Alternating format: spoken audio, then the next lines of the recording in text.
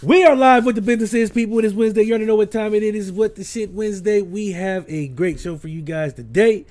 We have two authors, not one but two. Dose. One of us our guest host, another's a guest. We also have the music styles of Ryan Lane, who's going to be talking about music and much more. We also have a giveaway for you guys, so stay tuned for that. But in the meantime, before we come back, hold on to this.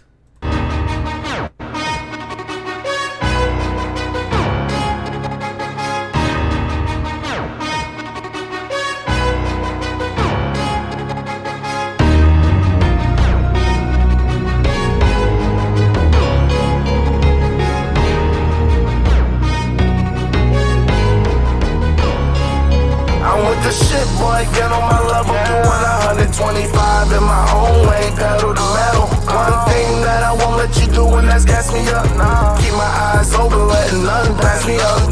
Oh, I refuse to let you block my shine. No, not today. Oh, and I ain't going without a fight. No, not today. I'll take the light, you hold the camera, don't need more. Ready for action, I'm never lacking, I've seen war. FaceTimes, great minds couldn't conceive or couldn't relate, was robbed a chance to see more. So I aspire to reach higher, the fire inside of me burns brighter until I blow up like C4. Great shit, make hits, deep as the sea floor. Paste it, race gets long as the seashore. My star rising, they see me shining like I done been dipped in diamonds, but I be like, where the haters, they seem sure. It's all crickets, they on my dick like a seesaw. With no ticket, it's so sickening, please pause.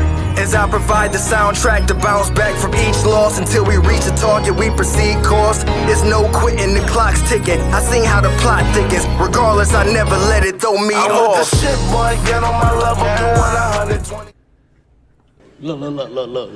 Look. It's Courtney. Look at this. Somebody come look at this. Look at this. Somebody come and look at this. Yo. Look at this. Another week, another show, another go. What's good, fellas? Courtney, man, what's going on, man? What's up, bro? How you feeling, bro? Chris, how you feeling, bro? I feel good. It feel good. Man, Courtney, it felt like a dog's age since we last seen you. You feel me, nigga? It feel like nigga gone, nigga. Let me get back home, bro. It's with this shit Wednesday, though. I'm back. Back in the flesh, man. How y'all feeling? Good. I'm alive. Everybody's alive. It's a good time, man. Still Black History Month. Alive, especially on Wednesday. Chris, man, how you doing? Doing great. Just finished our 6th season finale last night. Ooh-wee. And gearing up for Fury's Reacts and Reviews tomorrow night. So second show already in the books. Okay. So, a lot of things to get through here, so bear with me, y'all. Tonight's show is being sponsored by Life After Death. Let me get this reading in here. I got to read something. The #1 best-selling, explosive, erotic, soul-stirring sequel to The Coldest Winter Ever is now on paperback. Even Jada Pinkett Smith calls Life After Death spiritually rewarding and powerful. Life After Death by Sister Soldier is now available everywhere books are sold. So thank you to Simon & Schuster for this giveaway for this week. So how can you get a giveaway? Easy. So here's what you got to do. During the show tonight, all you got to do is use the hashtag WTSLove. You will be entered into the drawing. We will draw people at, let's say, 8:50. So I'm going to leave that down here. Next piece of bit of news. We have a guest. We have a guest. I actually secretly wanted to work with him for a while, so I'm glad we are doing this now. Respect for what she does. Miss Keke Chanel. Yes. So I'm going to put her accolades on the screen because she is... Hello, okay, thank you, Carl. She's an award-winning author, writing and life coach, lifestyle blogger, and host of the podcast Kickin It With Keke, Love, Life, and all that shit. And I'm pretty sure I just did that backwards, but my dyslexia kicked in. But you see it on the screen, so you know I was kind of right. So I was 50% on that one. How you doing? Thank you for joining us. Thank you guys for having me. I'm doing awesome. How y'all doing? Doing alive. Good. That's the word for the day. Yeah. So Black History Month. It's still Black History Month. And we missed last week because last week was a little soul story. So I have 4 what the shit Black History moments. First one, It's little known had Black History fight. Bruce Leroy was the first black man to ever go Super Saiyan. They didn't Say know it that. like you mean it. They didn't know that. Say it like you mean it. They didn't know that. Second, Got that Lamont one. Jones was the first black man to ever borrow $10 to Friday and never pay it back. Shout out to That's Lamont history. Jones. Shout out Lamont. Shout out Lamont. Eugene Eugene Carver was the first African American man to be riding around and getting it. You see them French coats, you see them furs on him. He was riding around and getting it. and Detroit for sure. Speaking of Detroit, Courtney's perfect segue. Jawan Howard was the first brother to slap a white dude and not get fired. Shout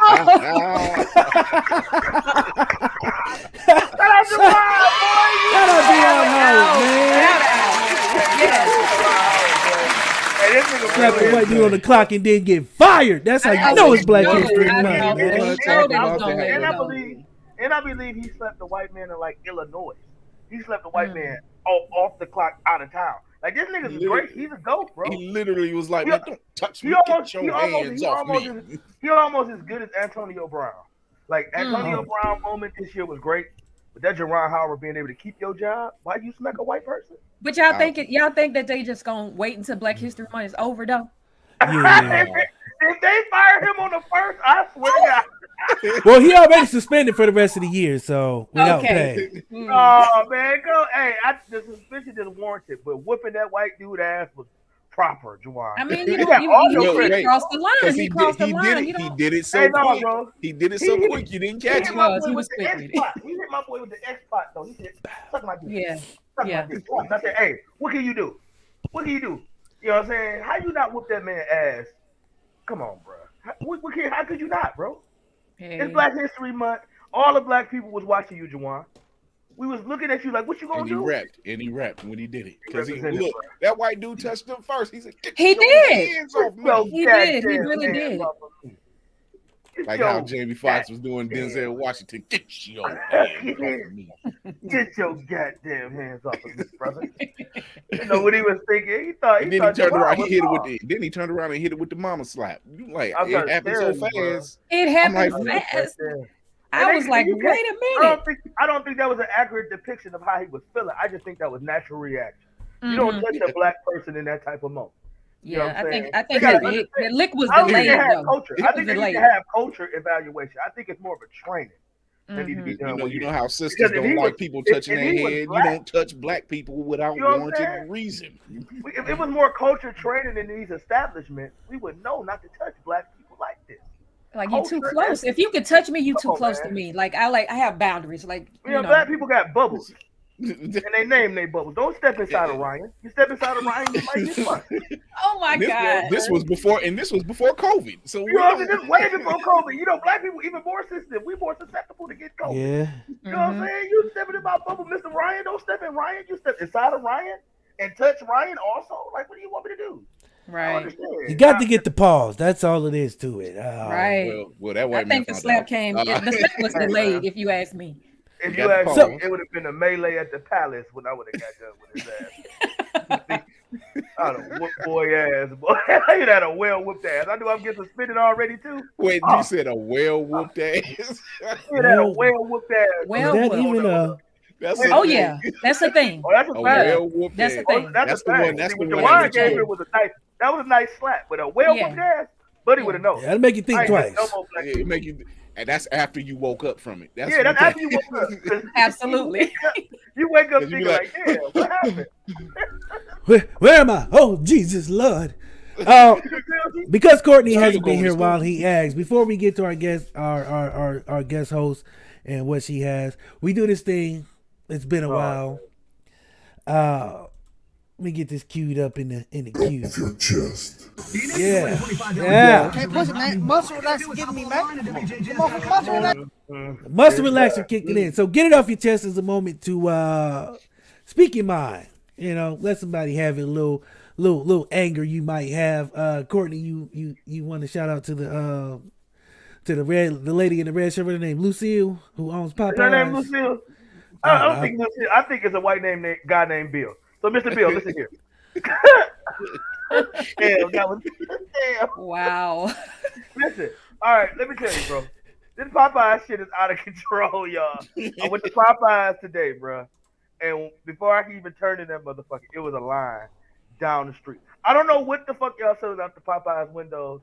If y'all selling 3-5s or whatever y'all doing, y'all need to conduct y'all business with an I want chicken. Y'all need to have this shit open. It's Black History Month. If you're white, move to the back of the line. Move to the back of the line, please. Move your car, all your Kias, get that shit out the way. It should be Chevrolets, Impalas, and weed smoke. It's all I should smell when I pull up in the parking lot. There's a video. When you said that, there's a video. There's a video where I believe him, yo. Like, I don't know why, but I do. Big ass conversion fans, Chris. It was a white girl recording herself walking, and there was a brother. This one, you tell this was in New York, and this brother was move out the way. It's Black History Month. You don't know what. Get your ass in the back of the line. Rosa Parks fought for me to get my chicken first this month, motherfucker. Like, I'm not sure that's how that works, but I'm pretty sure I can. Sounds good. I'm pretty sure that's not how the civil rights work. It was freedom to vote, better pay, and chicken. I'm not sure. There is levels to this shit. I'm in a hierarchy of things. I'm pretty sure Rosa Parks wasn't back there like, I'm gonna make sure I sit for these niggas to get 11 herbs and spices. All right. Listen, bro.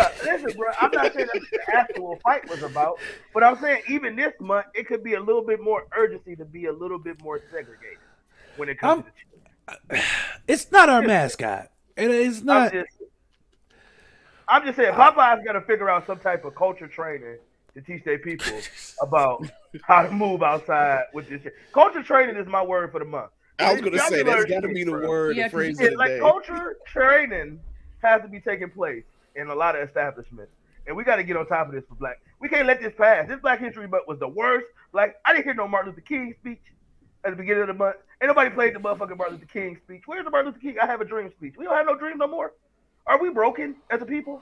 What the fuck is going on? We didn't even celebrate the month. Niggas like Black History every month. Y'all niggas don't celebrate Black History every month. Get the fuck out of here. Wait, you told me to go first. I watch Yo Gabba Gabba all month with my son. That's a black cartoon. What is going on? Yo Gabba Gabba. You know, yeah. You didn't know that? Her name is Uniqua. I know. My son used to watch that too. Like this. I'm sorry, I never watched it. You don't celebrate Black History every day. Black History is every day. Fuck out of here. I ain't watching no Yo Gabba Gabba for Black History Month. You motherfuckers got. I'm coming to see Jake. I want to see Jake. Who the fuck is that guy? Who is Jake? It's Bill's son. Bill's son got to be named Jake. You got to be a little white. So Bill gave it to Jake, and Jake, you know what? Yeah. Chris. You know black people don't own no damn Popeyes. You got to be a fool to think that. Oh my God. I mean, a black. You got to be a black. Keke, Louisiana. Hey, we got some. We have some. You going to the wrong Popeyes. You need to come down to Louisiana. Yeah, where they started. It's Louisiana's Popeyes. See, up here they just Popeyes. Down there, Louisiana. Y'all need to disown these motherfuckers. Y'all need to call. I'm about to call the main campus. Y'all don't get all the spices. Y'all just get 8. You know what? Y'all just get 8. There's spices? I didn't know there's spices. The secret spices. Y'all don't get all of them. Is that Just why it's too long? Did you say secret sauce? Oh yeah, I'm sick of this shit. I'm definitely about to write a 12-page paper. Not secret sauce, but spices. You know what I'm saying? Yeah, they cheating on it. They ain't giving us all the spices. Getting either one. They ain't even giving no service. So fuck the spices. We can't even get the chicken. We can't even get. You got to get the chicken first, huh? Oh, you feel me? Like by the time you my get the chicken go. Let my chicken go, DC. Let the chicken go, motherfucker. Let the chicken go, damn it. Damn. Chris, man. Listen, let's all have a moment of silence for Chris because he and his chicken is having problems today. Jordan, man, you got. I'm sitting here with this shit. Oh God, no. What the fuck is this? Like, oh my God, this is terrible. Could somebody please find y'all rule, get hold of this motherfucker so I can make sense of all this. I have no idea what's going on. Help me! Help me! Nigga! Help me! It's all right, man. That you got that Tupperware chicken. Yeah, man. It tastes like it tastes like despair and bleach, fried in no hope. Oh wow! Like desperation. That shit tastes like depression. That shit tastes like lemony snickets. Hey, this is hopeless food. I ain't gonna be serious. You said it's all gloomy when you bite into it. It's just gloomy. This is all he hear when every bite.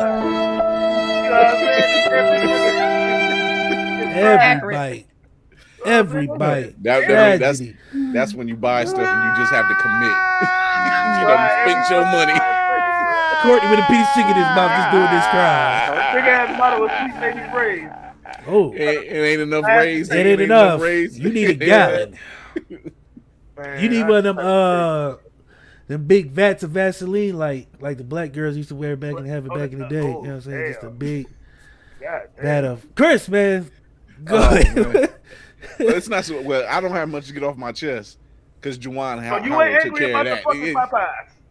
I don't. That's why I don't go to Popeye. God damn. Why go somewhere that's gonna piss me off when I get there? Hey. I tried, bro. I gave him a 6-month ban. 6 months was up to 6 months. That's how long it takes you to get the chicken. I'm trying to tell you, bro. That wasn't even a ban. That was the wait list. That was a wait, right? I try to be smart. I said I'm gonna go to the white people Popeyes. They don't eat fried chicken. I went out there, that motherfucker slapping. I said, get out of here. What is all these white people doing here today? It's Thursday. Y'all got some fucking credit score meetings to be in? What? Wow. Okay, Chris. I guess you can still try to get it off your chest. Not Courtney won't let Popeyes die. Juwan Howard already took care of most of that with the slap heard around the world. So I'm pretty good. All right. Miss Keke, anything? Look like, why does it look like Courtney on the phone? Like, got it out for us. I think he's on the phone with Popeyes right now. Popeyes president. I think Courtney did enough for all of us. We not. I even did party shots. I was so confused by Courtney's take. I just couldn't. I was befuddled. Besmirched. This is skerfuffle. Bewildered and beguiled. That was my stomach calling me, telling me he was gonna be fucked up later on from that chicken I just ate. Oh, I thought you was on the phone with Bill and Jake. Yeah. I wish I could reach Bill and Jake. They'll get the best of me right now. Hey. I think if they hear this, when they play this back later and they Range Rover, they probably gonna never get a spot from Popeye. I think they'll be miffed. So, Miss Keke, could you please tell the people what it is that you do?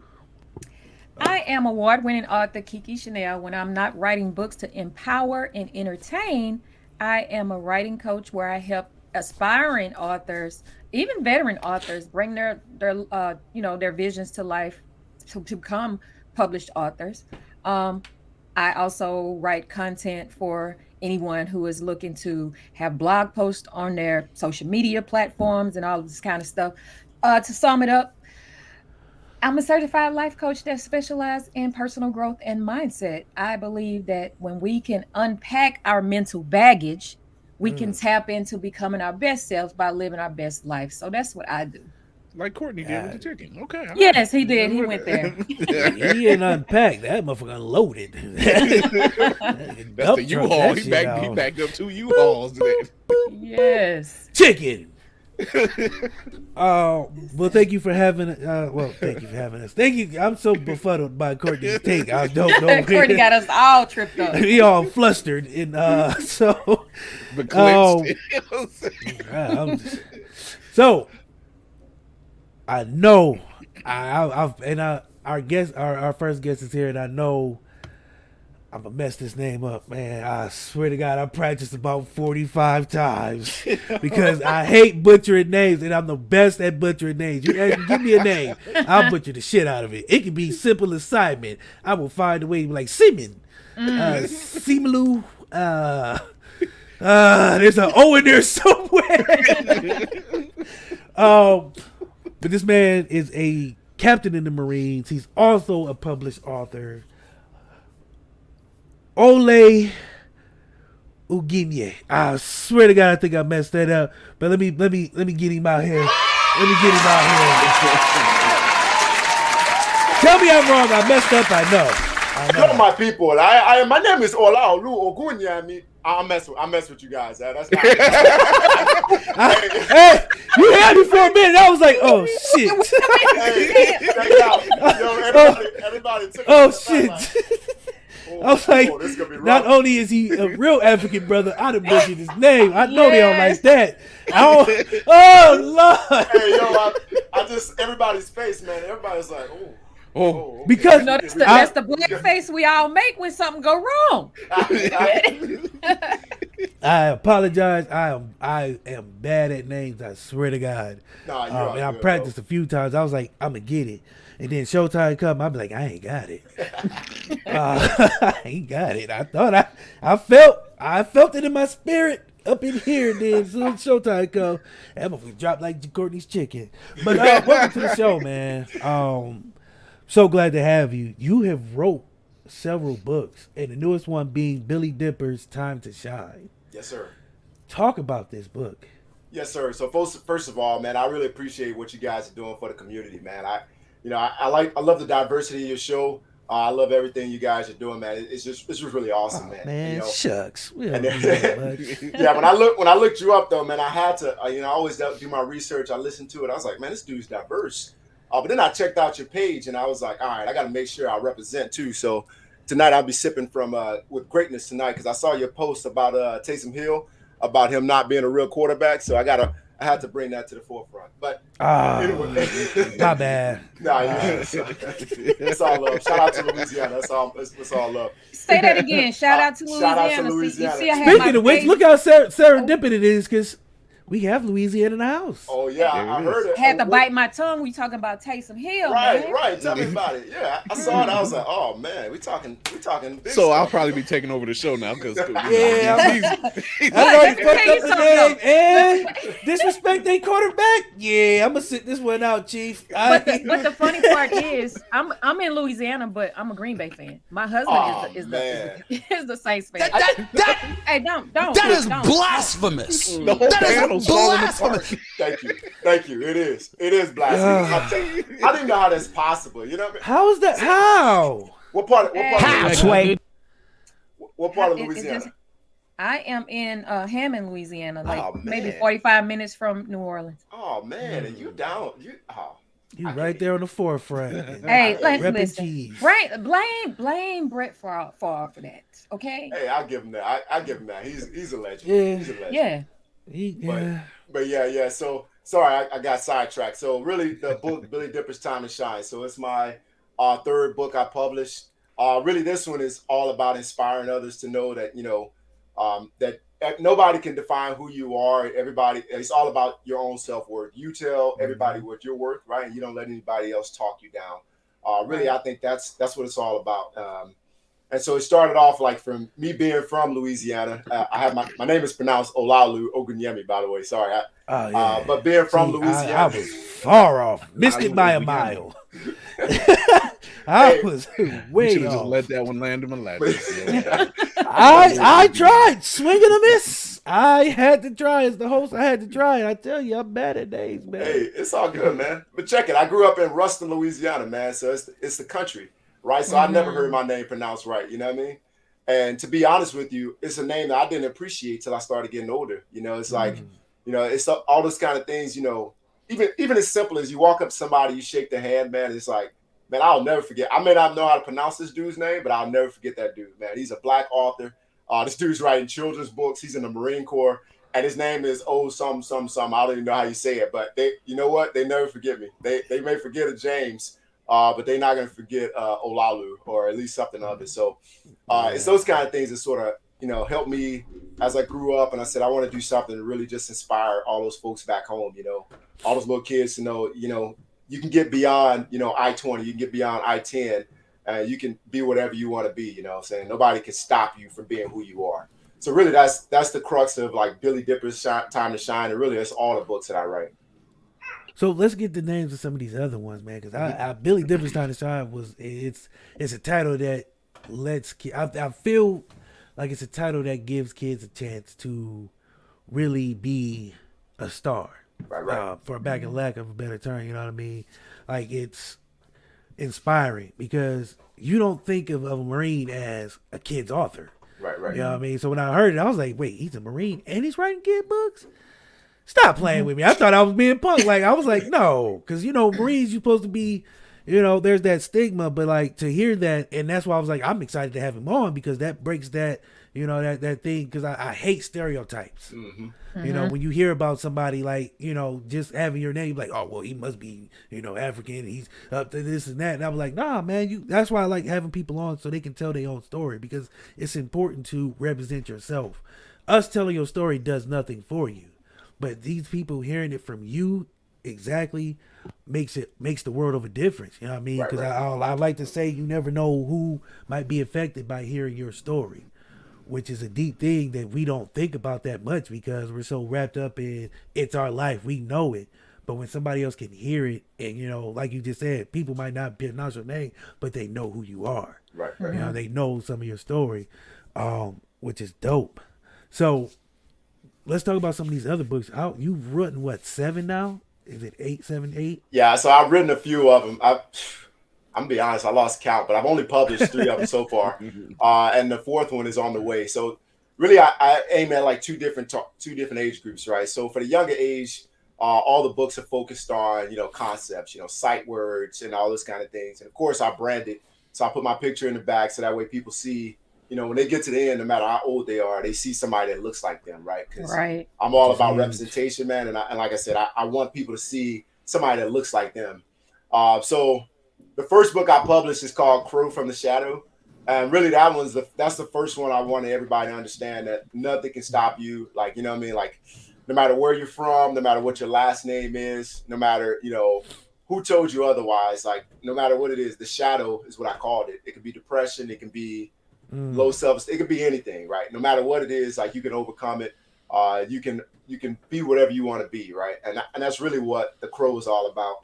And really, I use a crow for 2 reasons, right? So the crow, it goes into that stereotype you're talking about, right? So a crow is always dark. It's a black character. It's ominous. Nobody cares about crows, right? We just know that crow's gonna pick through your trash.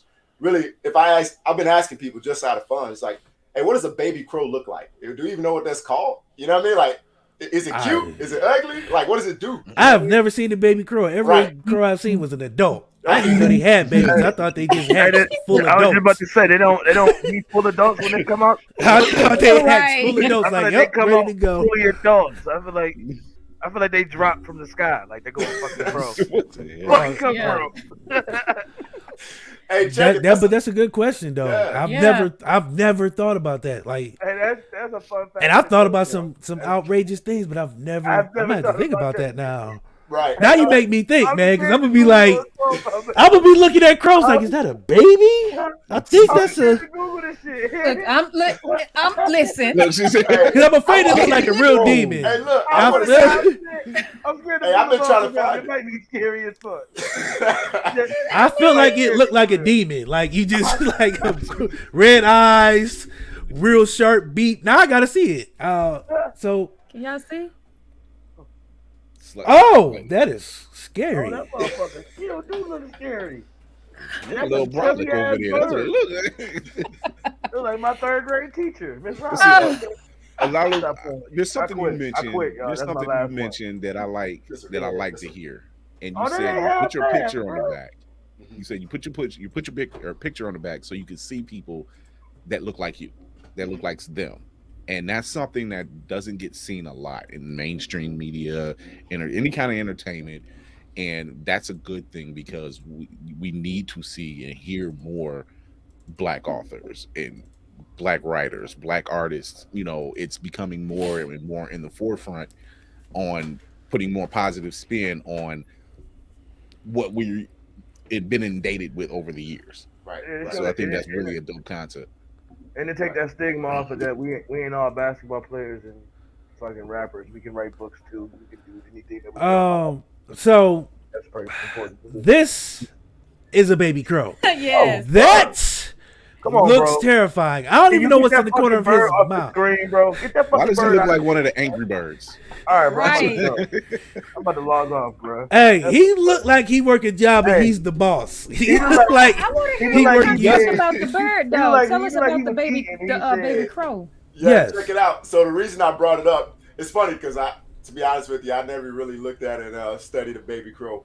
Oh, you just seen it for the first time Yeah, too. I was just curious if any of y'all knew what it actually looked like. Mm-hmm. So I started there because yeah. I'm gonna dream about that damn bird. That ain't a dream. That's a nightmare. That is. Well, I just go wanted side to, by side of the baby crow and the crow or the blackbird from Angry Birds. That's just what he looks like. it's probably the same thing. It's probably what it's called. It's the bomb. It's the bomb. But I do Right want to hear about this. The reasoning behind that because I Right. feel like it's very.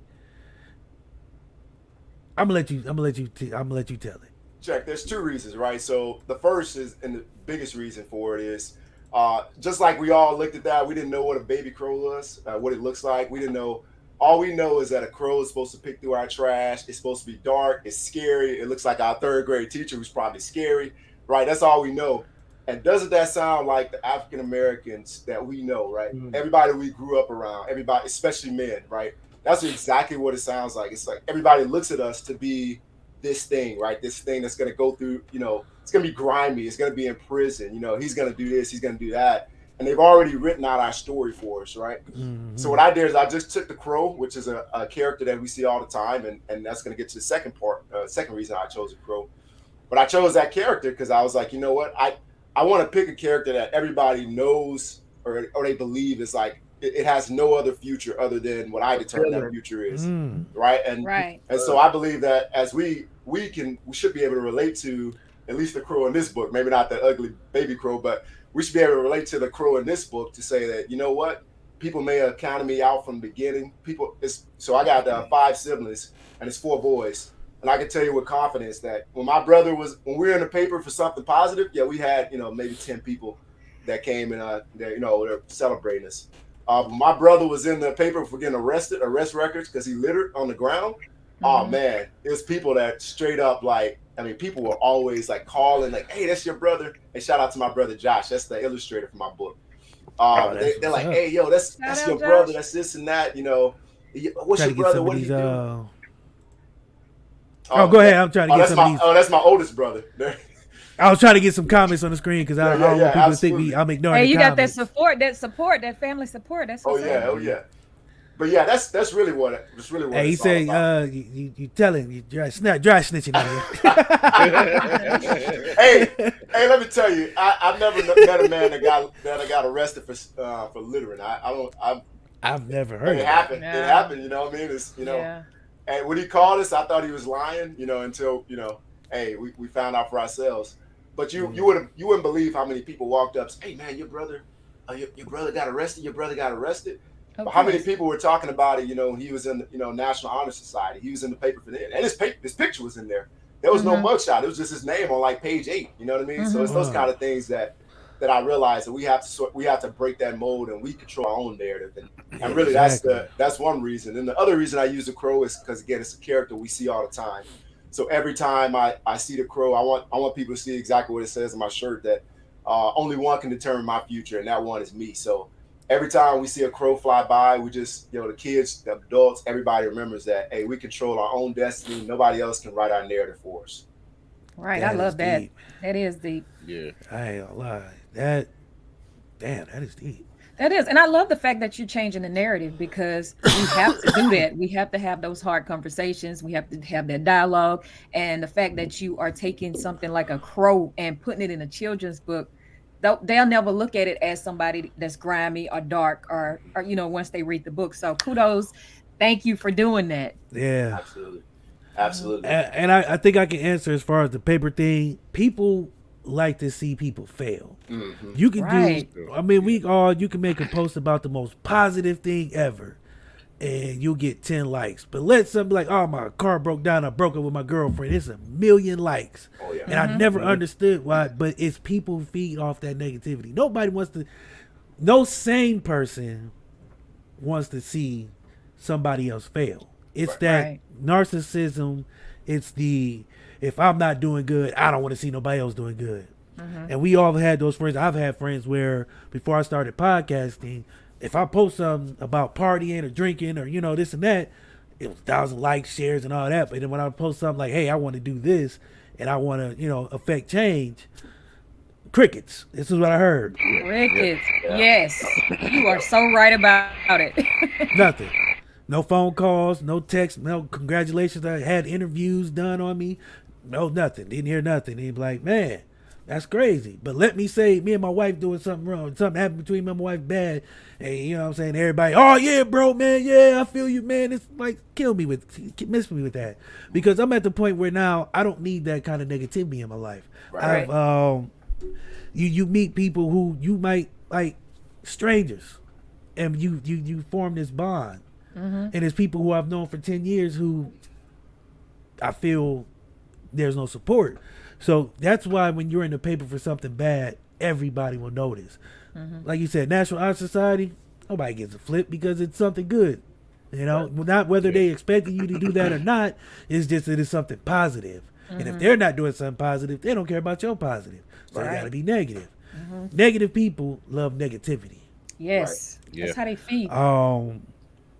You know, to quote my great philosopher Kanye West, please say that shit. I was just about to ask you to say that. This is my favorite quote. Please say that shit. Please say it. There will always be haters. That's the way it is. Hater niggas marry hater women and have hater kids. It's a cycle. That is my favorite quote. If Kanye don't say nothing else profound, that is a quote I live by because it lets me know that no matter what we do positive, you could write 1,000,000 books, sell 1,000 copies. There's always going to be that circle of people who don't want you to sell one. It ain't never enough for the haters. You will always have a hater. You can always do something. No matter how positive it is, it's always going to be somebody who is strictly in that corner, who is the dirty crow. They not the good kind of crow. You know what I mean? That's that ugly ass crow. They in that corner. They buzzards. They the buzzards. They in the shadows. I hope this nigga fail. I hope everything bad happened to him. You know what I'm saying? Why this nigga gotta be selling books? You know what I'm saying? He a Marine. He can't just be a Marine. Why he selling books now? Why you know what I'm saying? Why he gotta do that? Like, black people don't read. Right. You know? You're right. And then you know what is crazy? And I was telling somebody about this because we were just doing a show, my brother and I, Josh and I, and this guy, his name's Lamada. He's an elementary teacher. And I just paused, man, because we all three sitting on the screen. And I remember being told somebody, oh, you can, if you want to hide something, you can put it, hide something from the black man, put it in a book, right? And so it's those kind of things that I think we made ourselves to believe, and that's why I think we're attracted to that negativity. Because really, if we all supported each other, imagine how strong our economy would be, right? Absolutely. Imagine how we invested in each other. We did all these great things for each other. Imagine how strong we would be. But we have this mindset to where, well, if I don't make it myself, then I shouldn't support him, because you're really. And that's what it is. Yep. Yeah. That's it's what that it is. crabs in a barrel mentality. I'm gonna keep pulling you down because I don't want right you to there. have more than me. So, and people are afraid to let other people shine. Right. Like you just said, if it ain't about them and it don't benefit them, they're not gonna do it. Which is why on this show I've had a lot of podcasters. I've had a lot of people who are dope, way doper than me. But it doesn't matter, you know why? Because this platform wasn't built for me. It was built to have dope people on to tell their story. Whether I get the accolades or not doesn't matter. The interviews are cool, but I'm a nigga from the hood. I've never had all that, so I can't miss what I never had. But being able to have a platform to showcase people and let people tell their own story, to me, is way more important than the accolades or all that other stuff. Like, you can't be afraid to share the stage, and that's what I call it. People are afraid to share the stage with other people because they're afraid that person I already know this person has more talent to me. If we're on the same stage in an even playing field, he's gonna win. I can't let that happen, so I'm going to do anything I can not to let that happen. It's a sad thing, but it's a thing. And I think people do need to get off that because it's so many dope people in this world who are just looking for another person to believe or another person to share the stage with them or another person to just show some support behind it. You know what I mean? Every little bit counts. So And it's crazy. The crazy thing is, like, we're all talented and so many different. We have so many skills, so much diversity of skills that we have. That if we all just stayed in our own lane, man, we could be powerful. You know, yeah. I don't consider myself a life coach but we got Keke right here. She's doing a thing in the industry. So why in the world would I all of a sudden say, you know what, I'm gonna become a life coach and I'm gonna take over her business? You know what I mean? Like, hey, it's only one Keke. I'm just gonna put it out there. It's only one Keke. So and here's my favorite thing. They can try to be Keke, but the problem is they don't have Keke. Exactly. They can try to write books like you, but they don't have you to write those books. So it's not, you know what I'm saying? The formula might be there, but there's that missing ingredient is that personality, that person who has that drive. You might try to do what I do, but you don't have the passion like I have. So that boy Snack White said you can copy the style, but you can't copy respect. But I cannot see. I'm legally blind. That's the one right there. You feel me? You can copy the style. But I believe that when you operate in your purpose, it's bigger than you. You know that it's bigger than you. You're not worrying about the spotlight. You're not worrying about the accolades. All of that stuff will come because people gravitate to you because you taking the limelight off yourself and you giving it to somebody else. And what God has for you is for you. Nobody can take that. She have never watched the show, and that's another thing I say. What's for you is for you, and what's for me is for me, and nothing can change that. It's predestined. You know what I mean? You know what I mean? That is a true statement. You're already on your course. You're already on your course. Your story. I tell people that too. I had to learn that. Somebody told me, accept God's no and move on that. You know what I'm saying? So that just accept what's gonna happen and just move on. That's all you can do. You cannot control the narrative. Everything gonna happen the way it's supposed to. It's your story, man. Just live it. Just let it happen to you. I think that's another thing. We get scared of the process. We see the failure come, and we try to brace ourselves for the failure. We try to lay under that failure before it happened, and we don't let it happen to us. And once it happened to us, it's a beautiful thing. It's a gift and a curse. And I think we just got to realize what we take away from our failures and successes. That's all. That's as just being who we are as humans. Failure it got to be an option. You know what I'm saying? You have to fail to succeed. I think people you have to expect it. You have to know it's gonna come to you. You got to know it's gonna be on your doorstep. You got to know that it's gonna make you feel a way. You're gonna feel sour about it. You're gonna cry about it. You're gonna be upset about it. But once it's beauty in the struggle. Damn, J. Cole, it's beauty in that though. You're gonna find that beauty in whatever you do. What did Tom Hanks say? You can be mad and angry. You want to flip the table. This too shall pass. You know what I'm saying? If you're gonna be happy and be on top of the world and know everything, this too shall pass. These are just moments in life that you have to accept. You cannot change them. We're gonna go through you're gonna go through a lot of bad ones, man. You're gonna go through a lot of bad moments.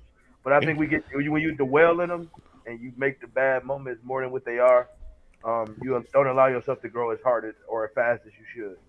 Right, because adversity will come. I mean, what's the alternative? Like, if you're not living, you're what? You know what I'm saying? You know what I'm saying? So I say take the leap and stop worrying about safety nets. And if you fail, you'll know the next time not to do it this way. Yeah, I mean, people gonna talk about you regardless. Yeah, exactly. Oh, they look and they go.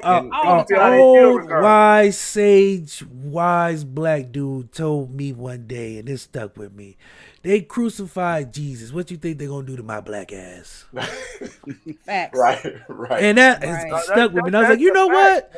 That is true. I ain't nowhere up there with Jesus, so I'm gonna get talked about regardless. So I'm gonna have fun. Like, who are we? Jesus Christ. You know what I'm saying? You bound to have your day of But I have a question. I want to ask a question. I'm nicknaming you. You're a Louisianian, so that's we family. Yep. What inspired you to get into writing children's books? So it's exactly what we were talking about earlier. It's just, number one, allowing people to see that you can be and do whatever you want to do. And then the second thing is I graduated, in full transparency, I graduated from college. I was 22 years old. I was married, and I had a 3-year-old girl at that. Completely lost, you know what I mean? And I graduated from Grambling State University, by the way, best HBCU out there. So everybody watching, shout out to Grambling State. But anyway, I graduated, and there's no manual, you know what I mean? Like for a girl, for a boy, there's no manual for kids in general. And the more she was growing up, the more I realized it's like, man, I have to figure out a way to connect with her. And then I realized as I was growing up, the way that we did it, is that we connected through books, we connected through, singing, connected through music. There's all kinds of things that we were always connecting through. So for me, I wanted to create some books and create something that, parents like me, and maybe even that teenage young parents or older parents, doesn't matter. They can sit down with their child and just sort of read and enjoy a memorable moment. And most importantly, they're able to sit down and just, maybe something they're able to teach their child something from the story. They pick up, again, where we're talking about Crow from the Shadow. No matter where you came from, you can be whatever you want to be. Or like Billy Dipper, where, there's a bully that's in the story that's saying, hey, you know what? I'm jealous of you, so I'm going to make sure that you don't get the opportunity to shine. So maybe open up that door so your children. That's a true story. Right. So your children may be dealing with that right now as they're going through life. So being able to have a fun story to sit down and just open those lines of communication was really my motivation to start writing. That is dope. Awesome. So where can people get the book? So really, I was about to ask them that too. Absolutely. Yeah. So you can go on my website. It's parent-child-connect.com /store or always. Hey, listen, I was a computer guy from Grambling. I never know / / whatever it is. But anyway, always it's something. They'll find it. You know what it is. Like, you go to parent-child-connect. He said you know the fucking way. Right. I actually don't because if I don't see it, I can't tell you. Because they both look the same. I gotta see that. Leaning towards the enter sign, I guess. I don't know. Anyway, yeah. So you. That's forward slash. Yeah, that's forward slash. Are we sure? Because yes, the forward slash. I failed computer going class. Forward. It's going 3 years forward, running. and then the other one to go back. Yeah. Yeah. I got a keyboard in front of me, and I still can't tell you what to switch. Hey, you saw I ain't even gonna lie. I was glancing down. I had to look at my keyboard. I'm like, yeah. Bro was looking like I'm gonna have to tell dude about this on my website. You gotta change that shit. I need to get that out of there. Just put the word backslash. Word backslash. Listen, you'll find it. You do parent-child-connect. Go to the menu, drop down. You can find the store, all the products all the books that I have. You can find a link to my Amazon author profile because I know there's a lot of people that like Amazon. And one thing I did is I offered the book for free to download the ebook to download. If you're a Prime member, you can download it for free because that's how much I want the message out there. You know what I mean? I'm not again, as we talked about, I'm not in it for the money. Of course, I'm not. Don't get it twisted. Of course, I want to make money, but that's not my main. We all do. Right. Hey, let's rephrase that. Right. Look, go out, buy the book. Yep. Buy the book. Buy the book. Buy two. Buy a bunch. It's good stocking stuff. Buy the fucking book. Let's not give them a choice. Wait. Just buy the book. Because if you don't buy the book, what are you doing with your life? God damn. Buying Popeye's chicken? That's right. Don't start with the fucking Popeyes, bro. Okay. Go back. Okay, you're right. Just okay, go and buy the book, guys. Because if you buy the book, my man can make more content, man. He can, and that's what it's all about. More things, bro. He can do more. And look at bro coming in with the. You see, he You know what I'm came in saying? with the Oh, website. Oh yeah. You know what I'm saying? You Hey, gotta I was gonna type it, but we was having the / debate. Hey, shout out to my family though. He said, I'm not even gonna add it. I'm just gonna leave it. The whole he just ate Popeye. Wow. Hell no, I don't know y'all get Popeyes. Look, are your family still in Louisiana? Your family still in Louisiana? No, so we spread. So my dad's still down there, but shoot, my family we spread. Okay, so this is forward. Okay. Okay. That's Okay. Bro. Okay, Thank you. the one that just Appreciate ate it, the 'cause I Popeyes. swear to Is God. he in Louisiana? Oh no, he's in Arkansas. That's Oh, you know wow. what? He knows the / because this dude is a doctor in finance. This Okay, dude. Oh, you know shit. that / Listen to him. Hey, man, that's what I'm talking about. Yes. A family, man. That's Yeah, what I'm talking about, man. I like seeing black excellence. And the reason why I asked that because we were talking I did, about Reggie. Let it go. Popeyes in different places, how the chicken is different, and so that's why I was asking where they were. Yeah, He said you taught him. I know, man. I just forgot. I told him. It's easy to forget. Yeah, I gotta be real. I mean, I was about to say / but I lost it. You know what I mean? You got in your own head. Yeah, I got in my own head. So to your point, though, the best Popeyes I ever had. now I was on the influence, and it was during Bayou Classic. But the best Popeyes I had was down on Canal Street in New Orleans, though. And that's where Josh just came from. Actually, the illustrator, that's my brother. His family moved from New Orleans after being there for years to Nashville. So, oh yeah, definitely it's different in Louisiana. I tried it out here in Virginia, and man, it was. I didn't know what that was, man. It's Hey, you gotta get on Canal though. Go down it's Mardi Gras season, so you got to go down there when they're constantly making it fresh off the grill, and you may enjoy it, or you may throw up. I don't know, man. It's up to it's on you. As long as you don't have an all. At least you'll get some. You'll be good. Right? Yeah, shit. Up here you can't even get no goddamn Popeyes. You got to be there 3 days early to get your fucking chicken. What the fuck is going on? Like, all right. We're not going. Hey, we on the chicken, man. We've been on the chicken for a minute. Courtney, calm down. We're gonna let Popeyes breathe for a minute, man. Don't bring it back up, man. We tried not to. Sorry, I forgot it's a sore subject for you. I apologize for that. Yeah, but he got him an 8-piece with 2 biscuits and shit. I'm sorry. How the hell he get his 8-piece today? He didn't go to Cleveland. That's all there is to it. I got nothing else for you, brother. That's the only answer I got. He didn't get it from Cleveland. Courtney, now that you know better, don't go to Cleveland. Don't go back over there. You got to do better. Yeah. I know which one he's talking about because he's right. I know which one he's talking about because he's right around the corner from me. Don't you fucking bring up the location. I already know. You think I would give them a shout out? Don't you dare. Don't do it. Would you think I would do that? Apparently, you ain't the only one grieving with Popeyes, man. They ain't had no dirty rice. Oh, hey, hold on. Hey, we got it. Oh my God.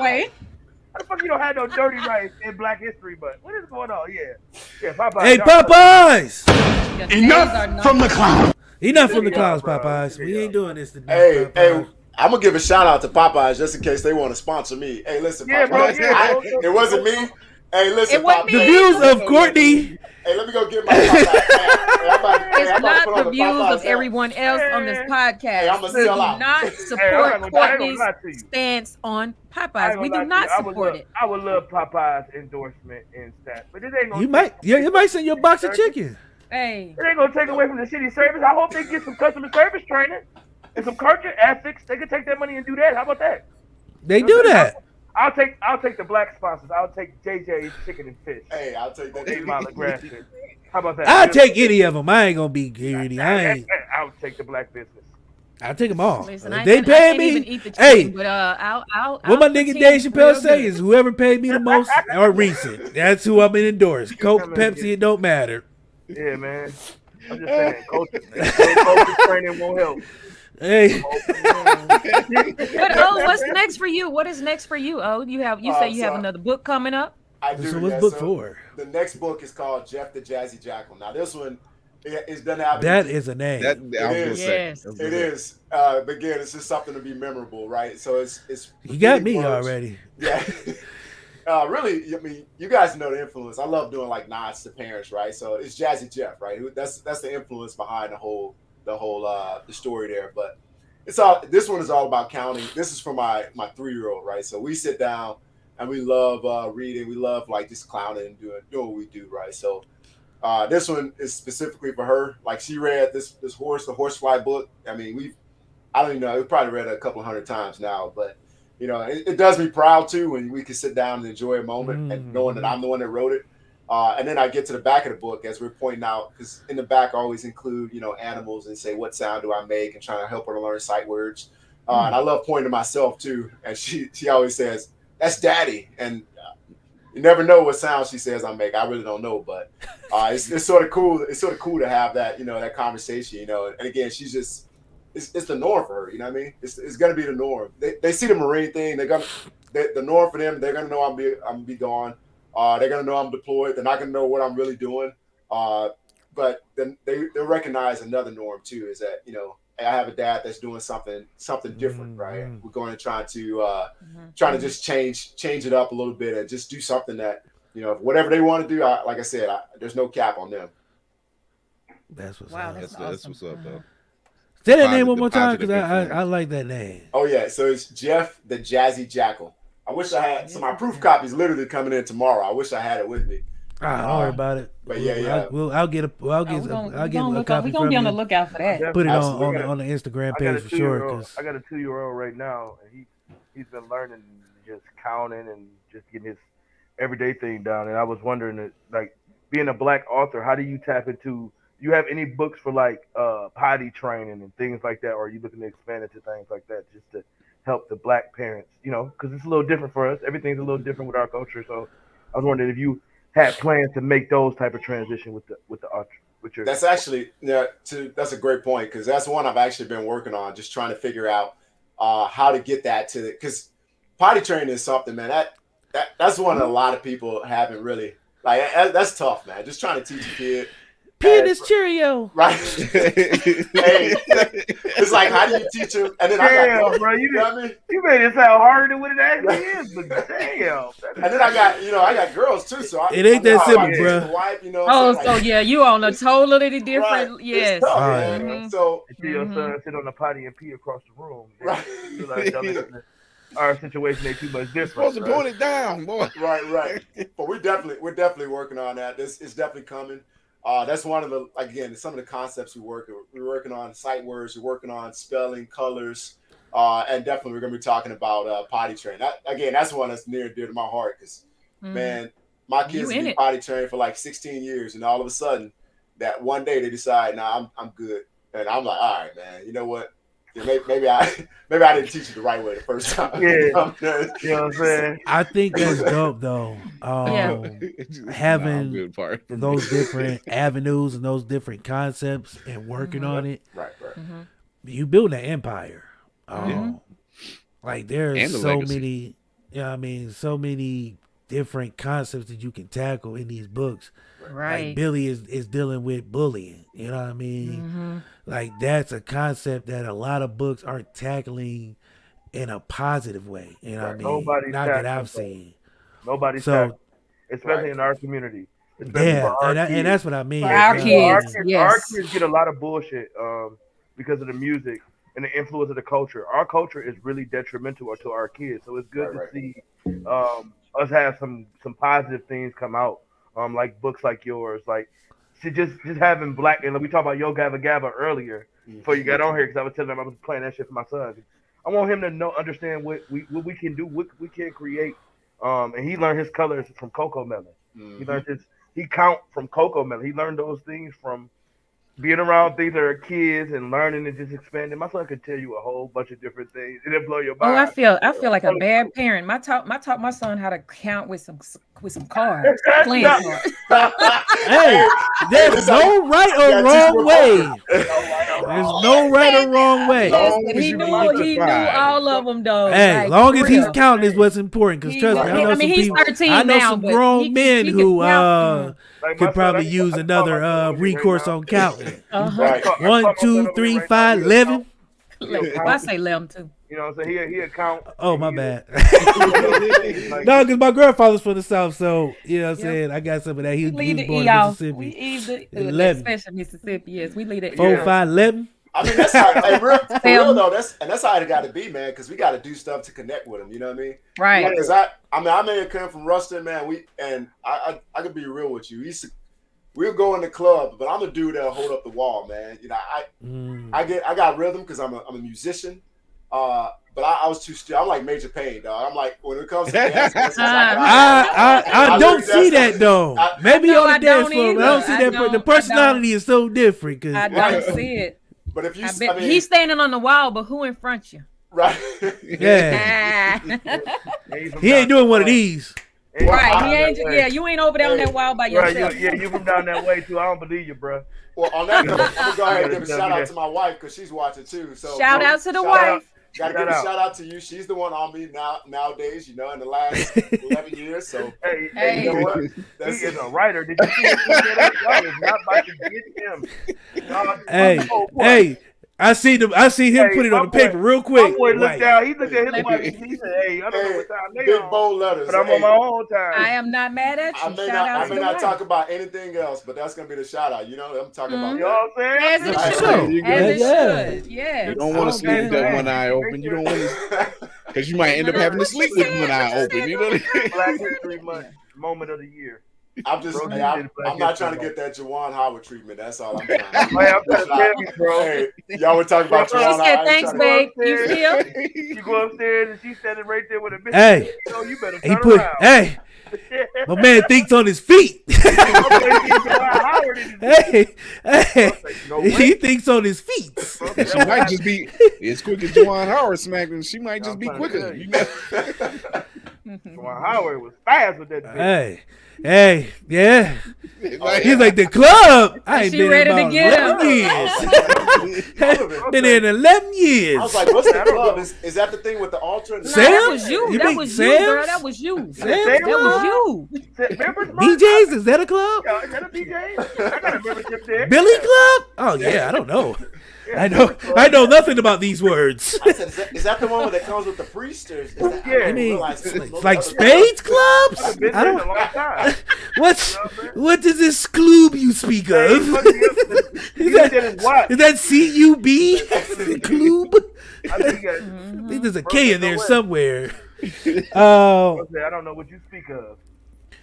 But no, man, I do appreciate you for coming. Absolutely, yes, sir. Hopefully you stick around. We do have another guest, but I want you to stick around. But before we do that, I want you to tell everybody where they can find that book again. Absolutely, yeah. So the book is on www.parent-child-connect.com.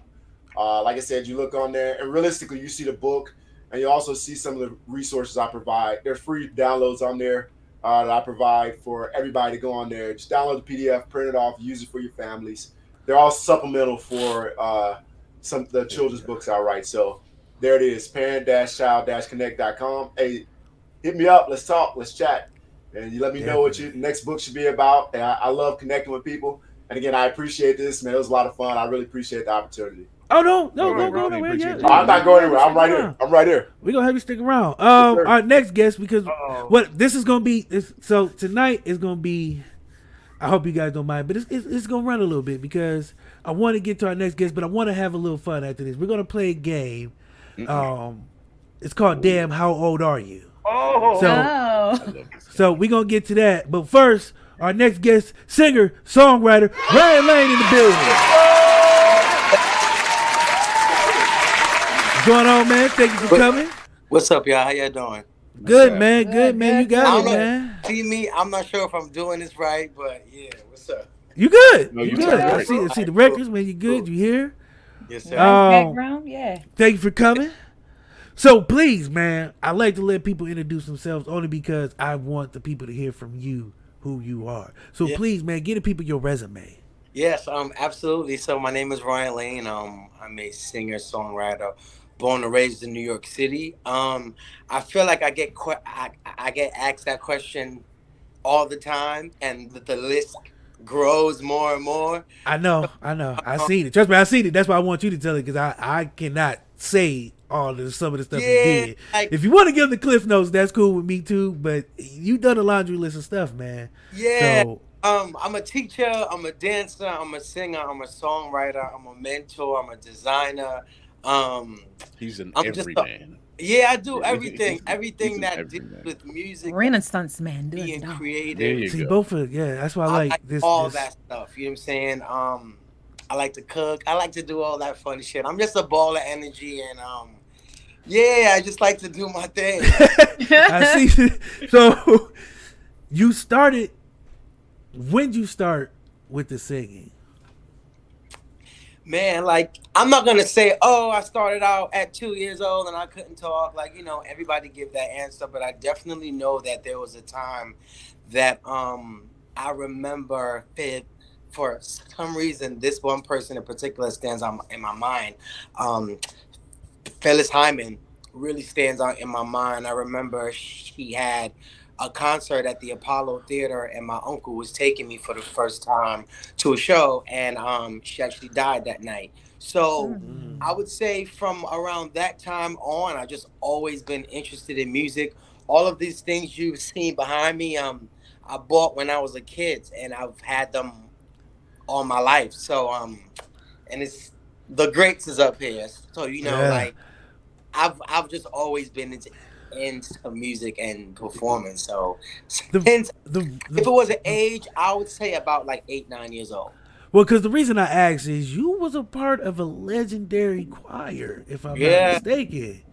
Some little known group called the Harlem's Boys Choir, if I'm not mistaken. Oh wow! If I can speak out of turn, you were a part of the Harlem Boys Choir, which is, if people don't know, it's a legendary choir. They sung for a lot of diplomats and very important dignitaries. Absolutely. And so how was that? Life-changing. Before I was even able to enter the school, I used to go to the public library. People don't do this no more, obviously. I used to go to the public library and print the application and fill it out over and over and over and over again until I was old enough to actually audition and attend the school. So I've always had my eye on the school. One time I did see the Harlem Boys Choir on the Disney Channel with the Backstreet Boys, and I was like, that's the school. Like, that's the school I wanted to go to. I mean, I was a big fan of the Backstreet Boys, but to be able to see these black boys on stage on the Disney Channel, I was like, this is where I want to go. Like, this is what I want to do. And then I auditioned, I made it in, and yeah. That's crazy. That's the definition of speaking that stuff into existence, though.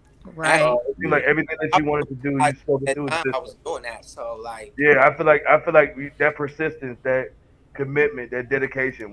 The same thing we were just talking about, putting that work in, and actually letting that grind pay off for you, letting that failure come, letting that success happen, and you build off of that. You grow from that, and it seems like you always been speaking it into existence. So I love music, man. Who your favorite songwriter, bro? All time. Ooh, songwriter. Damn, nobody ever asked me songwriter. I got a couple though. Ooh. My favorite would have to be Babyface, I would say. Yeah. I would say Babyface, but I will also say like Smokey Robinson. And Thank you. That would have been my first. Yeah. Now, I'm from Motown. I'm from Motown, so yeah. Smokey the greatest songwriter to me. Except for one song.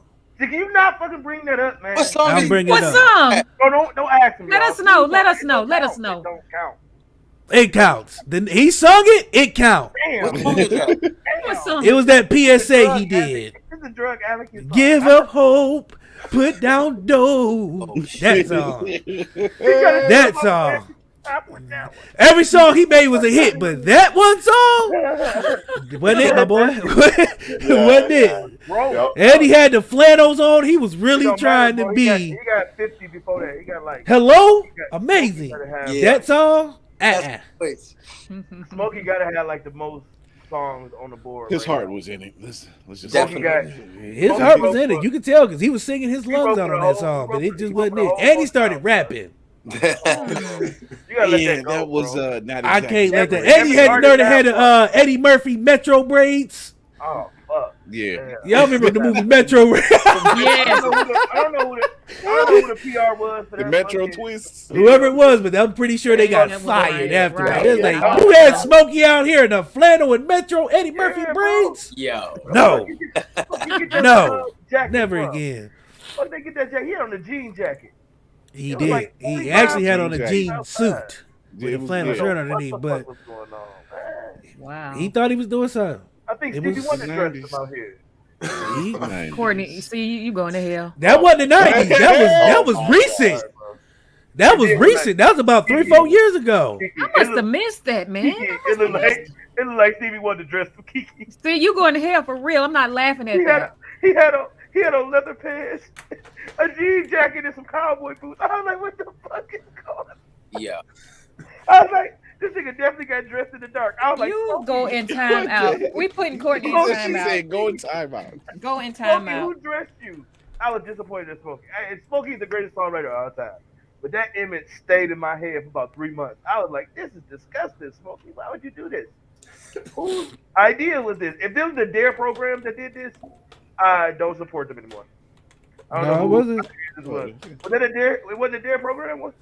Oh, I no. don't know. I hope not. I hope not. It was called Gang Banging. Gang Banging. That's the name of the song. Oh, shit. Play it, DC. I know you got it. This shit about to be Well. hilarious. Oh my God. This shit must be great. This is almost as great as Tyrese performing for Django. Oh Lord. Oh my God. Tell me y'all seen that. Oh God, there it is. So, because I'm quick on my feet, I'm gonna play this real quick. I just lost it. Oh, there we go. But I'm gonna play it without the sound just because. Look at this. Oh, it wasn't the jean jacket. He had a hoodie on. Why do I read? Oh, it was a jean jacket. I'm saying I could have sworn it was a jean jacket. Why he smoking a J? They got my boy smoking the J out there. What is going on? Smoky. But I digress. Ryan. Bro, Ryan, we lost Ryan. I think he said that. There we go. Oh, there you go. Yeah, so sorry. He said Smokey and Babyface. So Can y'all hear me? Yes. Sir. Yeah.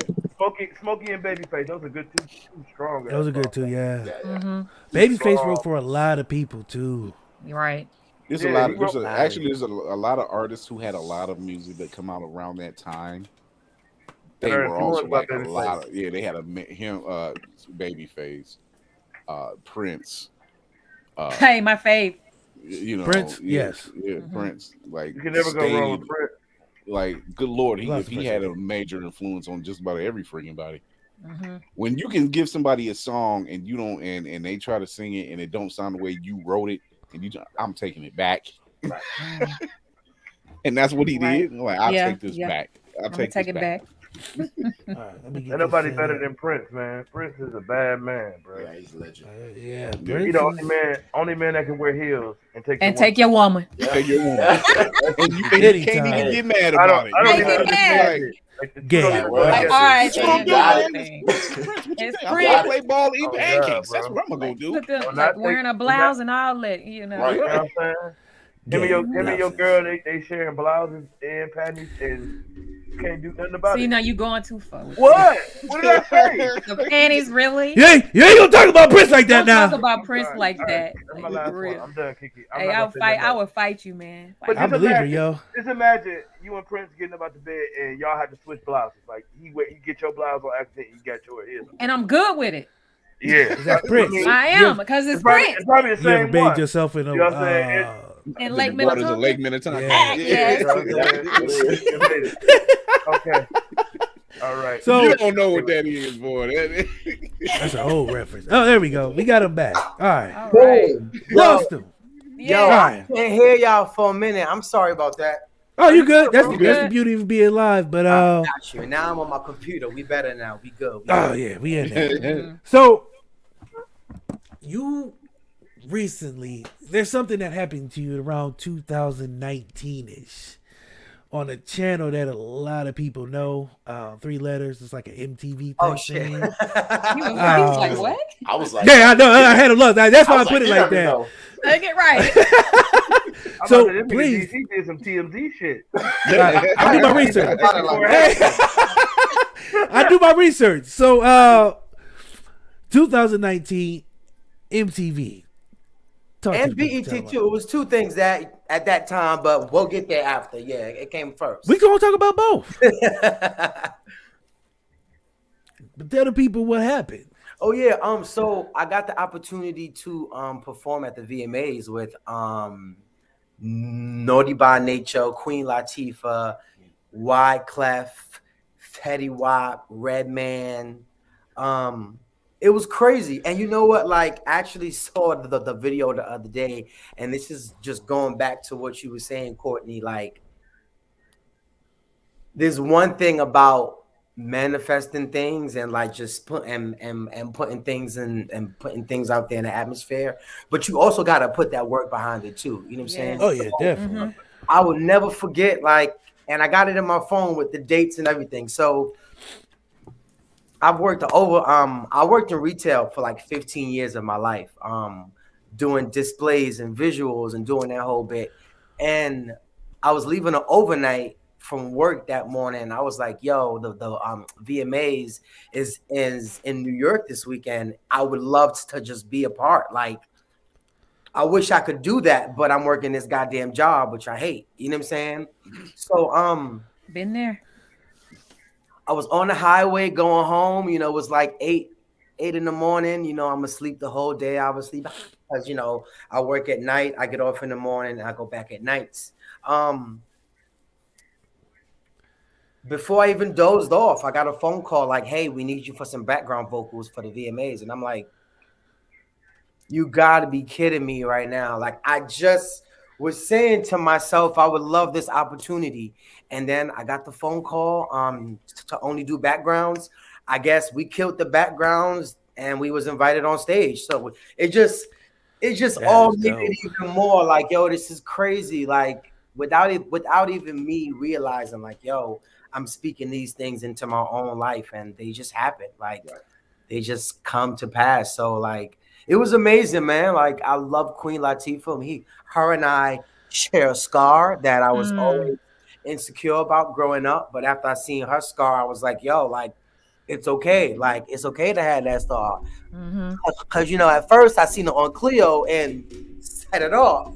You know what I'm saying? But as time went on, you know, I realized it was a real scar. And so I love Queen Latifah. I love Naughty by Nature, Redman, everybody. It was just a dream come true, man. Like, and I had friends in the audience. It was New York. So you know, I had people who was able to actually attend the show.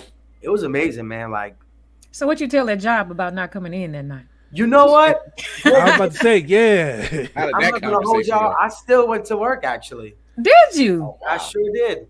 Oh, you dedicated. Because I was like, I would have been like, hey, nigga, I'm about to perform with Redman I know. and the rest of I them. still went in. You can take these clothes and shove them. From New York, bro. He's from New York, bro. He grinded, bro. He grinded, yeah.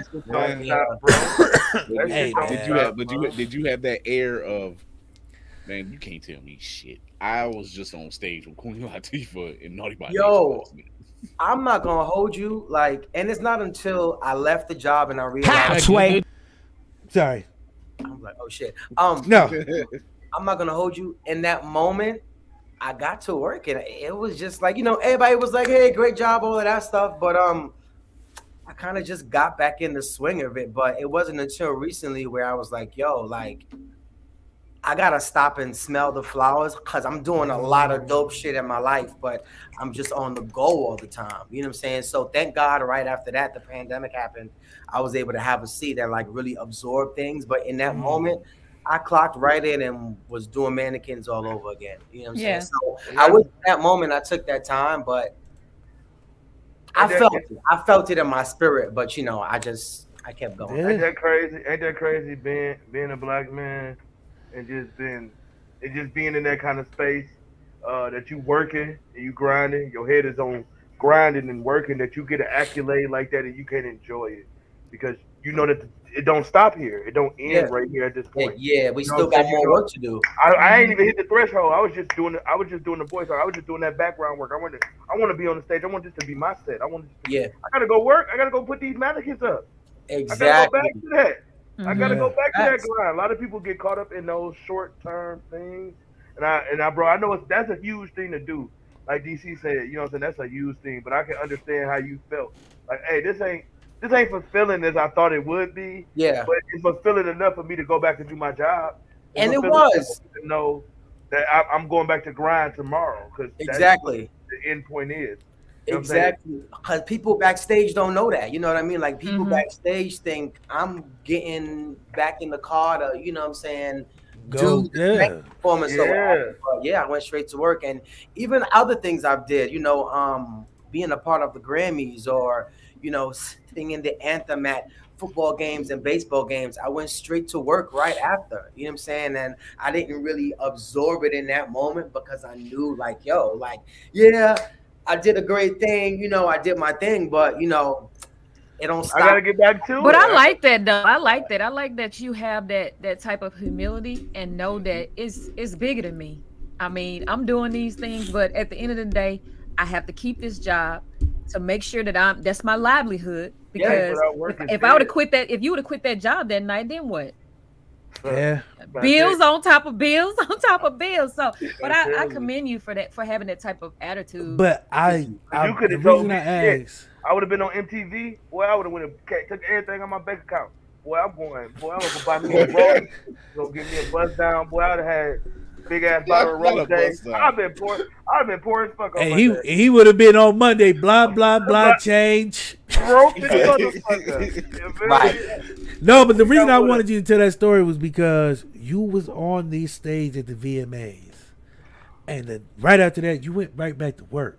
Mm-hmm. And that's the story that a lot of people don't hear. They think you podcast, you write a book, you know what I'm saying, you set, you know what I'm saying, you ain't got to do nothing else. No, there's always work to be done. You just performed with top stars. Yeah. And right after that, you went back to your 9 to 5. Honestly, this is how I've really been moving for the past few years. And a bunch of my friends look at me crazy like, what are you talking about, nigga? But this is how I just view what I do, right? Say, for example, I'm at this job, I'm working overnights. There's times I got to open the store at like 6 o'clock in the morning, 7 o'clock in the morning. You know what I'm saying? In my mind, Usher or Michael Jackson has to wake up for sound check at Good Morning America at 5 o'clock anyway. You know what I'm saying? So all of these things I'm doing is preparing me when my time comes. Preparation. That's good. Yes. That's practice. Yes. You practice it that way where I'm just like, yo, like it's okay if I'm doing a 12-hour day. I can do 12 hours at work. I can do 12 hours in the studio. I can do 12 hours. Like, you know what I'm saying? I'm just always making sure that like when that call comes, I'm ready. You know what I'm saying? Get that run. Preparation be hard work when hard work ain't working. It's a marathon, bro. It's not a sprint. It's a marathon. I like that. You feel me? That's the one thing, bro. This is a marathon. But I need you. I need you to stick your chest out just a little bit because everybody can't say that they did that. Like everybody can't say that. I like his bravado. You allowed to humble brag, especially if you don't do it nowhere else. This is the perfect show for you to get your humble brag. I love that. I'm gonna do that.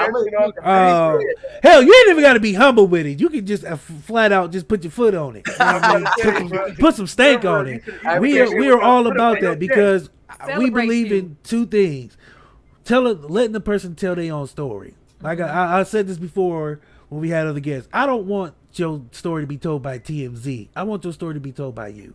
Right. That's a part of the reason why I love having people on and doing these interviews. It wasn't how the show started, but it's where we're at now. Mm-hmm. And secondly, it's for you too, because a lot of people, like you just said, a lot of people don't even get to smell their own flowers. A lot of people don't get to take the time to appreciate what they've done. Yeah. You know what I mean?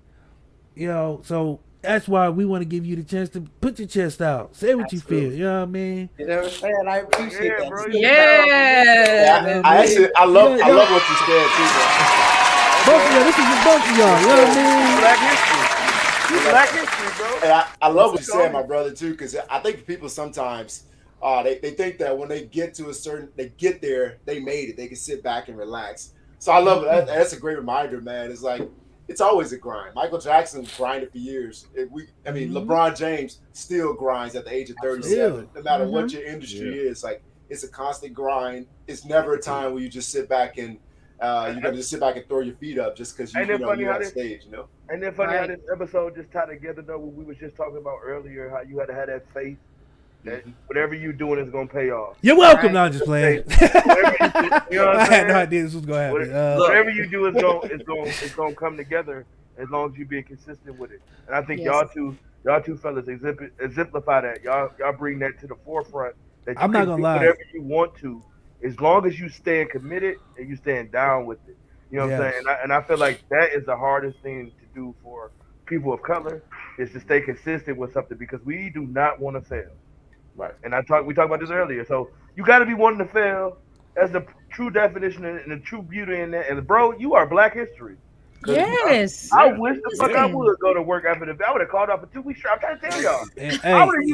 I'm about to make you a meme. He gonna be the first brother to perform with superstars and then go dress a mannequin. Absolutely. But it's dope because that speaks to the testament that, like I said, you know, you work 8 hours a day at work and then you gotta come home and build your own brand. And that's just giving God reason to bless you more because he say if I can let him have this performance and then he still go back to work and do his job 100%. I can give him anything, and he's gonna make sure that he does that. Like I know, God. It's only up, Ryan. It's only up. You too, man. You gonna get them. Look, I got like 14 books, so you gonna get there. I just had to put it out there. One of your books, man. This is crazy. Like I really appreciate that. Like no, real talk, bro. Like Ryan, like I like that type of hard work is never heard. People don't ever get to tell when they do things like that, and I think for young Black people, like that is a story. That is a story people need to hear because absolutely. You gotta work. And I'm in awe because I'm surrounded by Black men who on the grind doing things, and y'all always get a bad rep I'm just I just push buttons. Listen, but I salute you guys because we got a writer, we got an artist, the arts. We gotta collab. Everybody think that we're starving artists or whatever. I mean, it could be like that, but you gotta work your book. I gotta get both of these guys on some Black legacy production type thing. I'm gonna do this early. I normally don't do it, but once you've been on the show one time, you're pretty much family. So anytime you need to drop by or want to drop by, please do not hesitate to hit up the inbox. It's always open. I will never turn. Well, I had to turn one person down, but I will never turn down. This is a long story for another show. Actually, it was multiple times, but he was a little. Anywho, that's not important. But the important thing is, I'm gonna put it out there. Y'all welcome to come to Kickin' With Keke podcast anytime. Get with me for real. Here's the beautiful thing about why I love doing this show. One is two. It's to let people showcase their skills. But the other part is networking. Yes. I get a joy out of bringing people together and then watching those people flourish, doing things outside of being on the show. And it gives me a sense of purpose. It gives me a sense of, hey, I brought those people together and they about to do work, and that is beautiful. Yeah. And I was glad I was a conduit to do that. You know what I mean? I'm not nowhere near that. Courtney is trying to make me out to be this podcast genius. I am not. Man, take it. Just keep speaking. I don't know how. Exactly. The podcast take it bro. For real. I'm trying to tell you, it ain't about me. So it's not about Courtney, you, but you putting it together. You doing it. You're doing it. Yep. God just put my hands on the keyboard and told me to type some stuff out. We got authors in here. We got songwriters in here. We do this every week. All this is choreographed by my boy DC. So don't let him try to make like the accolades ain't my boy do his thing. It ain't about me. Anywho, but seriously, I like to tell people when you come on this show, if you've been here once, you can come back anytime you want. Do not hesitate to hey man, I got some stuff to do. Nah, I'm a little stuffy. Yeah, I do. Okay, we got you. I'm a little stuffy. I don't cry. Somebody's cutting the onions, man. It's all yeah. That's just the cobwebs. It's a little dusty in here. No, because this episode when it came about, I had a feeling for some reason that it would be crazy because it's this thing when I try to pit people. Guests that kind of, fit. And then I've been doing this guest host thing. So it just was serendipitous that we have two authors and a songwriter, people who write, people who are in a craft to where they think and then they write. And it's beautiful. So this worked out a little better than I thought it would because I hope that in the coming months, weeks, whatever, I get to see more. Because now that I've tapped in with y'all, now that y'all been a part of the show, I'm going to keep tabs on y'all.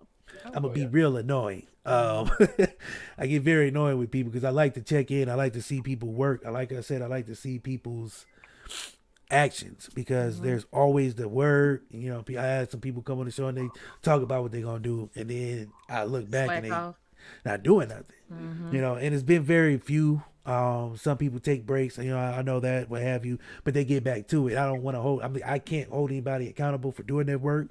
We're all grown, life happens, things happen, but it's still dope to me to see it, to be able to tap in with people and just see a lot of dopeness all in one area. We're from Akron, Ohio. Well, me and Chris are from Akron, Ohio. Chris is from Detroit. Not to make this about ourselves, but Detroit. No, wait, he said Chris. Yeah, he did. I said Courtney's from Detroit. You said Chris, but you know. And then you said my name again and said I was from Detroit. Hey, man, shut up. Don't interrupt me when I'm talking. Jesus Christ. We didn't choke you up. I got people in Detroit, but no, but I think it's dope that I've never left Ohio, but I get to tap in with people like Ryan, people like Keke. You know what I mean? People who are dope and doing a lot of dope things. It makes me happy to be in this space. It makes me happy to be able to hear the stories and, you know what I'm saying, see the work and hear, you know what I mean? My man went to the MTV Awards and performed, killed it. And then went to work. Like, you don't hear them stories. Like, I like hearing that. You know what I mean? Me too. I like getting to hear that because to me, this job is about, like I said, meeting dope people and hearing dope stories. I don't like hearing it third party. I don't like hearing it second party. If I want to hear a story, I want to hear it from the source. Of course. I mean, that's what makes it dope. That's what makes it important. That's what makes an impact and makes it lasting. I know Courtney got to go. I think he. Yes, sir. Let me tell y'all something that's like a divine inventive like moment. I lost a daughter in 2020. Her name was Ryan, and she went to school at Grambling University. Oh wow! Sorry to hear about your daughter. Really? Wow. Yeah. So I'm sitting here with Ryan Lane, and I'm talking to who went to school at Grambling. So it's kind of like a freaky moment. I'm definitely about to. I got goosebumps. Yeah, wow. Yeah. I gotta go, but this is a dope episode. So I already know that this was Courtney, like I'll be in touch, man. It was predestined I'll give you for me to a shout out be for a you. guest host on this show with you guys. Yeah. All right. Good night, y'all. Appreciate all right. Pleasure meeting you, Courtney. Good night. That I love that. I'm speechless, and that's rare. Yeah. I got it. Yeah, I wasn't expecting that. I'm like, wait, hold on. Right. Yeah. Wow. I kind of and I almost didn't say nothing, but I was like, I'm sitting up here like, God, okay, it's the moment. Let me just put that out there. Yeah. It was meant to happen. Wow, I'm glad you that did is deep. See, that's crazy. So I'm sorry for your loss. Thank you. Yes. But that is so deep. I mean, that's cathartic. I kind of don't know how to segue away from that. I kind of want to sit on that for a second. Like, you can't spin that. It's so funny because I want to actually just fill you guys on a story that I really haven't really told a lot of people yet. Go ahead. It's just piggybacking off of Keke's story. So, my birth name is Kamar, right? But the name Ryan was actually a stage name I created. And so I was at a point in my life where I don't know, I was in a weird place. You know what I'm saying? I was just really trying to figure out who I was as a man at that age of 24 years old. You're like, okay, I'm about to be 25. What's going on? It was like during that time. And I love True TV. I love crime shows and stuff like that. And this guy came across the screen. His name was Ryan. Everybody loved this guy. He was like the all-American. Like, he was like the captain of the football team. The girls loved him. The boys wanted to be him. The teachers adored him. It was like this, like everybody loved this kid named Ryan, right? Mm-hmm. So he was a star of the football team. His last football game of his high school year, he got a scholarship to play in college and move on and do his thing as like this huge football star. His last football game of his high school year, he got tackled from his neck down. And it was just something about the name Ryan that just was like, I need to keep that. Like, I need to hold on to that. I don't know why. I don't know what came over me. But for me saying my birth name, Kamar, a lot of people don't know this about me, but I stutter. You know what I'm saying? And growing up, I had a really hard time introducing myself because I get really nervous, and then I stutter, and then people laugh or what have you. Grown now, it's a part of me. It is what it is. But that's really where the name came from. It was easier to say the name Ryan versus Kamar. So the fact that you shared that about your daughter and where I got the name from and just everything, like that was just, I'm just really happy you told me that, because it's just dope. more of a reason of me to carry on this name now. When even my family, they call me Ryan now. Like even my mom is like, that's not what I named you, but okay. You know what I mean? Like, right. Fine. I get what you're doing. So yeah, I just appreciate you just sharing that story. So yeah, that's where my name came from. Yeah. I think that's dope too. I'm glad you shared that story, because Keke, that goes back to why you asked why I write, what inspires me to write. Mm-hmm. And it's stories just like that, where I used to be nervous because you see my name. I grew up in Louisiana, right? I used to be, what you're talking about, that nervousness that you feel is like, all right, I'm gonna introduce myself, and no matter what I say, no matter what comes out of my mouth, what people are gonna say is, what? Right. What? Uh-huh. Yeah. Right. So, but I love having something that where people can sit down, they sort of pull that from their children. They feel that emotion and share that moment with them, because that's really stressful, right? That's what you're describing. I felt that passion, I felt that stress and that nervousness you're talking about. Yes, it really is. Like, it's something, and if you don't have somebody to go through that with you, if there's not an adult that can sort of guide you through it, it can be rough, right? You're going through that kind of stuff, and then to add on to it, I was pretty big. I was obese growing up, but it's the same thing. I just always had that thing where I was sort of nervous to meet people and nervous. So hopefully that we can start bridging that gap between adults and children, or even other children and children, sort of saying, you know what, I got you, man. You started, okay, whatever, man. Well, your name's Olaolu, okay, whatever, man. Like, hey, you know what, we can get through this together. And I really think that's really my motivation. So I love that story. That's awesome, man. Yeah. I work with kids now, and I'm seeing a lot of who I am in them. So I'm just, from early, I'm just like, nah, like, you got this. Like, it's okay. Like, people gonna laugh and do that thing, but I mean, it's a part of you. Just, take your time and just do what you do. You know what I'm saying? So I see that every day in my kids. So absolutely. I'm hoping that becomes a bigger conversation. Absolutely. Yeah. Indeed. So, damn, how old are you? For those who know the rules of this game, our guests are going to get to play, all three of them. We're going to start with O. It's 4 questions. 80s, 90s, 2000s, 2010. Multiple choice. Give you the question and give you the answers. So, as usual, we start with the old people. Back in the 80s.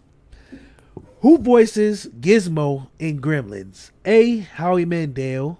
B. A computer. C. Christopher Lloyd. Or D. Harrison Ford. Oh man, I know the answer to this. I'm just gonna have to go with D. That is blasphemous. It was that is blasphemous. Howie Mandel. Mm-hmm. All right, 90s. Who played Cher in Clueless? A. Stacey Dash. B. Reese Witherspoon. C. Brittany Murphy. Or D. Alicia Silverstone. Woo. Hey man, you Cher, guys, the movie Clueless. Hold on, let me. Well, I guess I'm showing my age then. Well, I'm gonna go with. I'm just gonna go with A.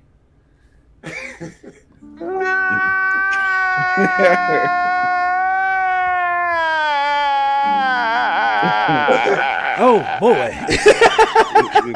Actually, wait a minute. Let me think about it. So let's go with Silverstone. Where was she at? Alyssa. She was D. Mm-hmm. Okay, let's go back to D. Final answer? That's my final answer. Where is it? Oh man, there you go. Alicia Silverstone. I can get at least one. 2000s. All right, here we go. Let's see. What teen heartthrob was one of the first YouTube sensations? A.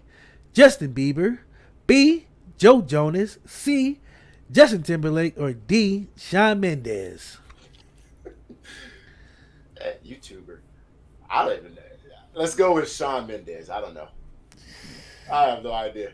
Damn, I missed the question. I'm so sorry. I missed the question. Wait, I missed the question. Because you said YouTuber. I mean, I don't. Yes, it was. The question was, what teen heartthrob was the first YouTube sensation? Justin Bieber. Yes, it was. There you go. In the 2000s, yeah. Right. Yep. You know, Justin was before then. Like, yeah, you Justin gonna was say before then. Yeah. Anyway. All right. I was like, I'm over it. 2010. Which political figure does not appear in the musical Hamilton? A. George Washington, B. John Adams, C. James Madison, or D. Thomas Jefferson? I feel like I'm on Jeopardy. And hey, hold on. Hey, can I phone a friend or something? Can I phone a friend? Chris will be a lifeline. I'll be the lifeline. All right. Hey, I'm gonna need that lifeline. What was the words choices again? Who was not a political figure in Hamilton? George Washington is A. B is John Adams. C is James Madison. D is Thomas Jefferson. You said James Madison? I don't recall him being mentioned. And I don't recall seeing Thomas Jefferson in there neither. The musical Hamilton. C. No, wait, D. It was John Adams. It was John Adams? Yeah. Yeah. John Adams. Who was oh, okay. B, I would have chose C. It was Thomas Jefferson. I'm trying because I'm thinking of Devon the musical. Diggs. Oh yeah. The second part. And James Madison was Hercules. The second half. Yeah. The second half. Mm-hmm. Ryan, you're up. Are you ready? Yes, I'm ready. I was worse than me, brother. 80s. With my going to get some food. So yeah. Almost done here. 80s. We're in the 80s. In Tom Hanks' movie Big, how old was his character before he was big? A, 9, B, 6, C, 12, or D, 8? I'm going to go with C because I was going to say 13. So.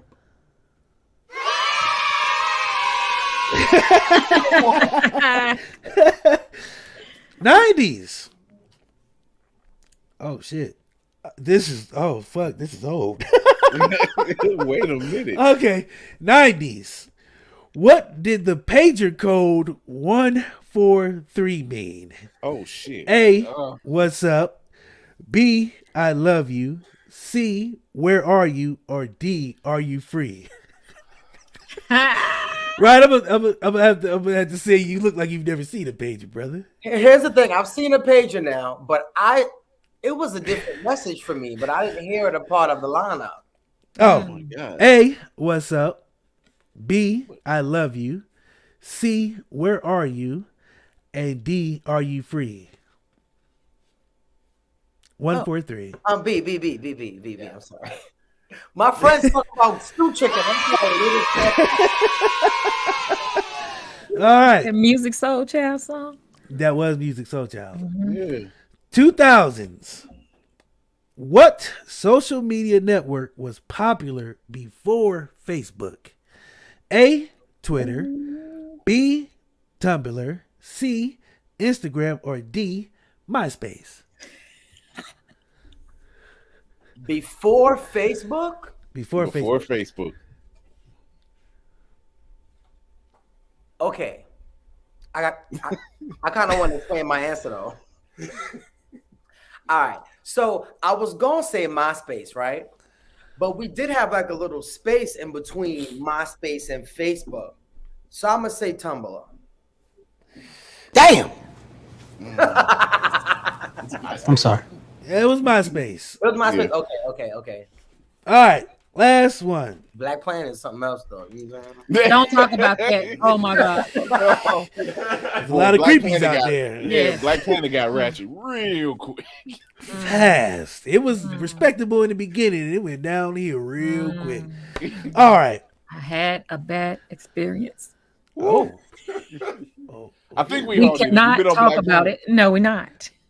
I was gonna say we have a question, but we can talk about it. No, we can't talk about it. Okay. I'm not gonna press. No pressure. No. 2010. The creators of South Park made their Broadway debut with what musical? A. SpongeBob SquarePants. B. Hamilton. C. The Book of Mormon. Or D. Waitress. Oh God. I'm gonna say Book of Mormon.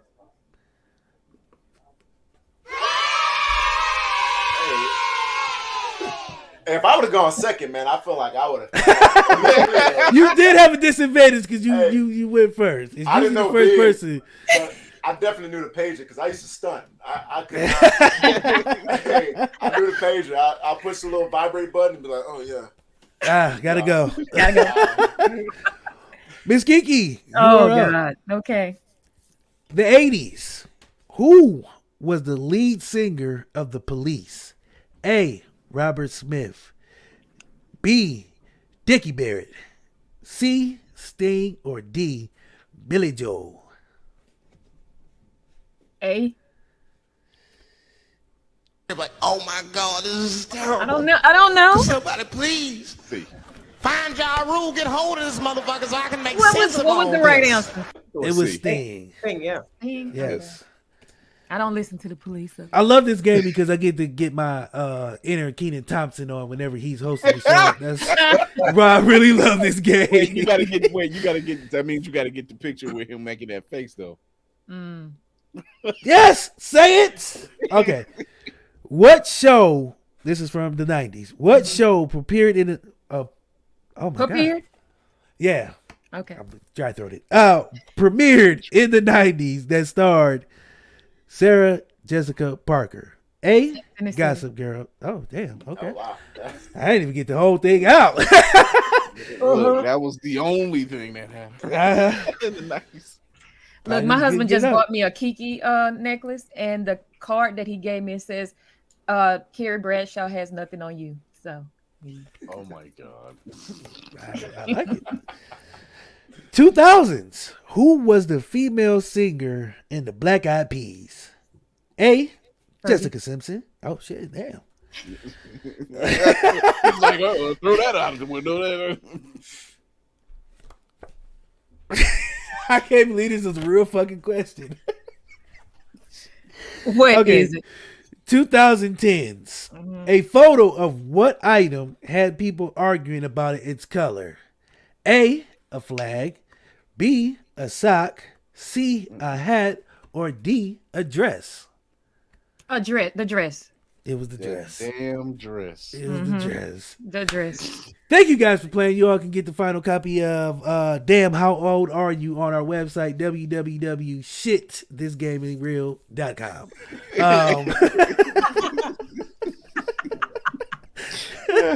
It's a beautiful game. I love this game. Loved it. But I do want to thank you guys for coming on. I guess we do that. Yeah. So we do this thing called Parting Shots. It's a chance to let everybody know what you got going on, what's next for you, where they can find you, how they can get in touch with you, and any lasting words that you want to give them before we get out of here. Tell the people where they can find you, what you got going on, what's next, and give them something to think about. All right. You can find me at parent-child-connect.com. Obviously, I cannot be your lifeline and who wants to be a millionaire in any of those games, so don't call me. But I can provide you some children's books to help you out and open up a conversation with your children and make them memorable moments. We'll be coming soon with a new book called Jeff the Jazzy Jackal. Just recently launched my book for ages 6 to 9, which is called Billy Dipper's Time to Shine. Go get it. Hit me up, contact me. I love reading to students, reading to classrooms virtually or in person if you happen to be in the DMV area, at least until June before the Marine Corps moves me again. It's definitely a pleasure being here and look forward to the next time. Oh, thank you for your service on top of that. Oh, thank you. Yes. Thank you. I enjoyed having you on, and I definitely want to have you back. Yeah.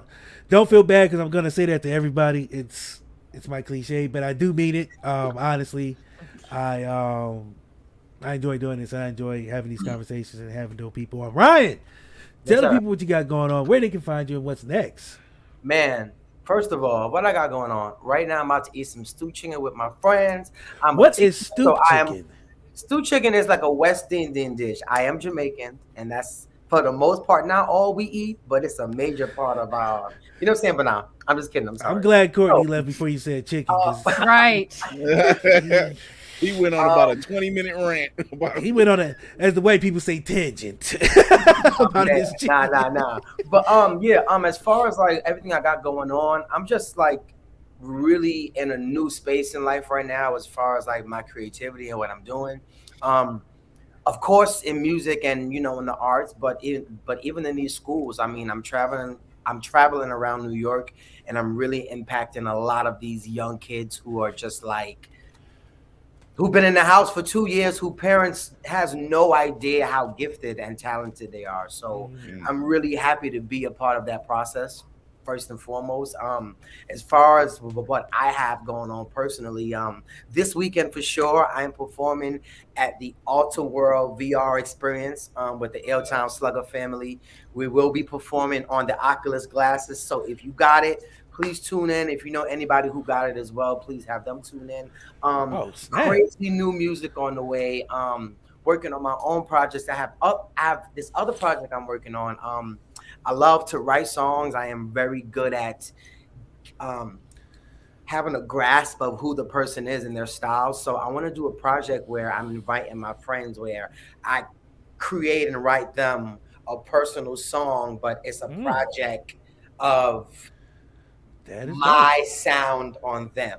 You know what I mean? So you let me know when that drops, man. I will definitely plug the hell out of it. Yes, absolutely. Yeah, me and too. that goes for me everybody. Too. Yeah, I'm just really in a space of like just doing everything on a bigger level.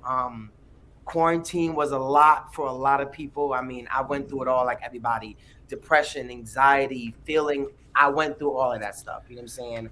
But I'm in a space of like doing the work and just being my best right now. You know what I'm saying? So I have everything going on. Like my team, Lady and the Tramp, Precise, KG, Uncle Vinny, like these people really just believe me. And even in the quarantine, call me like we got a video shoot on lockdown. You know what I'm saying? Like things like that just really opened up a whole new part of my life. So I'm ready for everything, bro. I got everything going on next. Like I can't pinpoint one thing. Keep me posted. Like, when everything's going down, let me know. I definitely will. We'll plug the hell out of it. I mean that for I'll be on everybody. Instagram. Everywhere is I am Ryan Lane, all one word, no underscores, no stars or like hat. It's just simple and easy. I am Ryan Lane. YouTube, Twitter, MySpace, Black Planet, Facebook. Yes. All that. All of it. Yeah, again, like I said, don't hesitate to hit me up, man, whenever you're trying to come back. The door is always open. I will never say no because, like I said, I believe in once you're a guest for life. As long as this show is running, you will always have a home here. Absolutely. If nowhere else, we got you back. We will support the hell out of anything and everything you do. Just shoot it to us, and they will think I work on my own payroll as much as I would share. I know that's right. Look, that's energy and people like need. You know what I'm saying? So yeah, what's up? Because I like I said, man, I like seeing dope people doing dope things, and if I can be a part of sharing that or getting the word out, no matter how much reach we have, we will use it to better our guests and support our guests because. There's this thing that I believe that you can go anywhere and tell your story, but the fact that you want to come here, and sought us out means a lot to me, and I have to repay that loyalty and repay that support because there's a lot of podcasts out here, and for you guys to feel like, we're good enough to help, facilitate and tell your story means a lot, and I don't take that lightly. I don't take loyalty or support lightly. That means a lot to me, and respect is earned, not given. And you guys earn my respect. just by not only coming here, but allowing us to help tell your story. That, like I said, that means a lot. So I will always have your guys back. So like I said, don't hesitate to hit me up.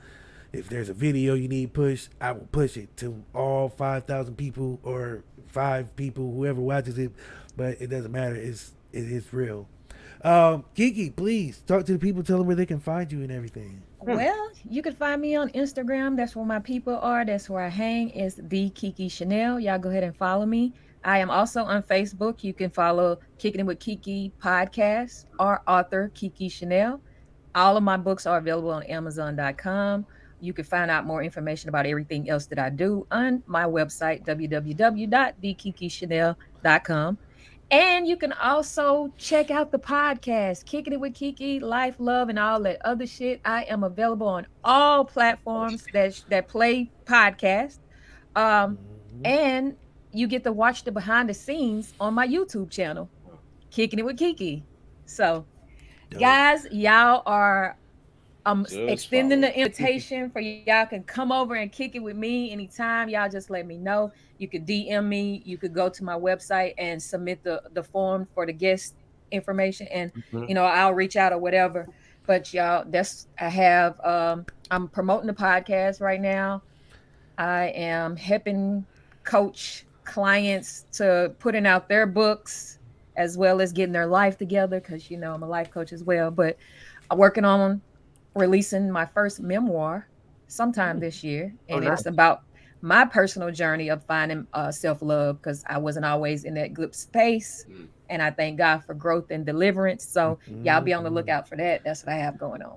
Nice. Thank you for having me. Thank you for coming on. No, thank you guys. Again, I mean that. It's not just for show. I know I said a lot of people who watch the show, they be like, "Damn, this nigga always say that," but I mean it. I don't say it because it's a cliche and it sounds good. I say it because I mean it. But before I let Chris go, I got to give you 3 this.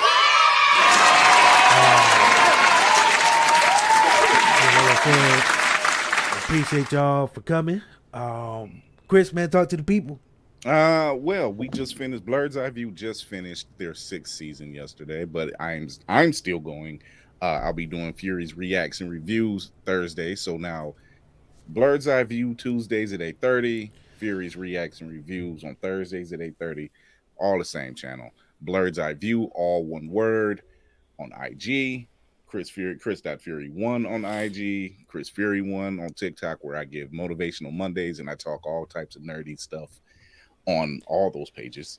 Olaolu, your book is a great fit to talk on our show about. So whenever you want, just reach out to me.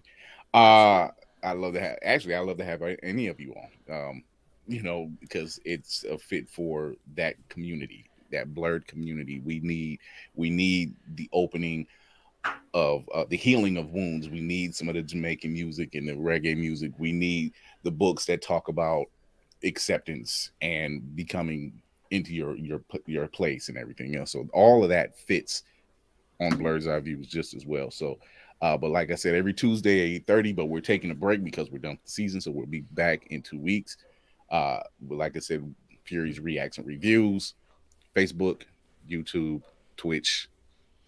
Check the link in the bio on IG, and have fun with it. Well, we talk to all nerdy stuff and have a lot of fun. So, because I'm lazy and I don't like to talk all my stuff, it's down at the bottom. But first, I got to thank our guests. Also, got to shout out to Kick Up Your Heels, Katrina and them over there. Been amazing partners working with them. I'm gonna be short. I got something new coming. It's gonna be different from what this shit. It's a new project I'm working on. And right now the working title is called Council of Creatives. And basically what it's going to be a panel, something like this. 9 people just getting on here talking and really just making sure that the stories are being told, having conversations about life, different things that everybody has going on, just all that. So it's going to be sort of a panel, a summit of creative people talking about their work, how they got started, what they do, what it is that they have going on. So I'm launching that soon. What the shit will be back next week. We have a dope, talented singer. I cannot wait for that. We have another podcaster, so we are still going. Season 5 is still going strong. Like I said, I want to thank our guests for coming. Appreciate y'all. And for Courtney, he want to thank Popeyes because they didn't get no chicken. And before we go, I want to leave y'all with this. It's a baby crow. You missed that first part, Ryan, but that's a baby crow. So I'm like, wait, where's going? Like what? Yes. I want everybody to remember that. So the next time somebody asks you what a baby crow look like, yeah, boom. There you go. There you go. It is. Also, never forget you determine your own future. There you go. Every time you see one. Go. Right. I didn't know baby Also, crows were great. That's a good tip. You know, yeah, nobody knew. Also, the what the shit Black History Moment of the Year is going to be this right here. Yes. Joanne Howard. Yes. Thank you. Because today is the last day for Black History for us. Next week will be in March. So without further ado, thank you to our guests. That slap was from the ancestors. That was where that came We from. deserve that shit. I ain't even gonna hold you. Don't touch people. Like, right. Look, I should have came on Especially us. earlier. Don't touch me. Don't, do not put your If you too close, if you can get to me to touch me, you too close. Stop touching me. Come on now. But if you're in my space, I got the right close. to hit you with a quick one. But thank you to our guests. Plan on definitely having everybody back. Tune in next week. This show is going to go up tonight. It'll be on iHeart, iTunes, all those special places that you can find the audio. Again, thank you to our guests. I wish you guys nothing but success. I can't wait to see the work. I know it's going to be there because you guys are dope. You know what I mean? Without further ado, we're going to leave y'all with the white girl. See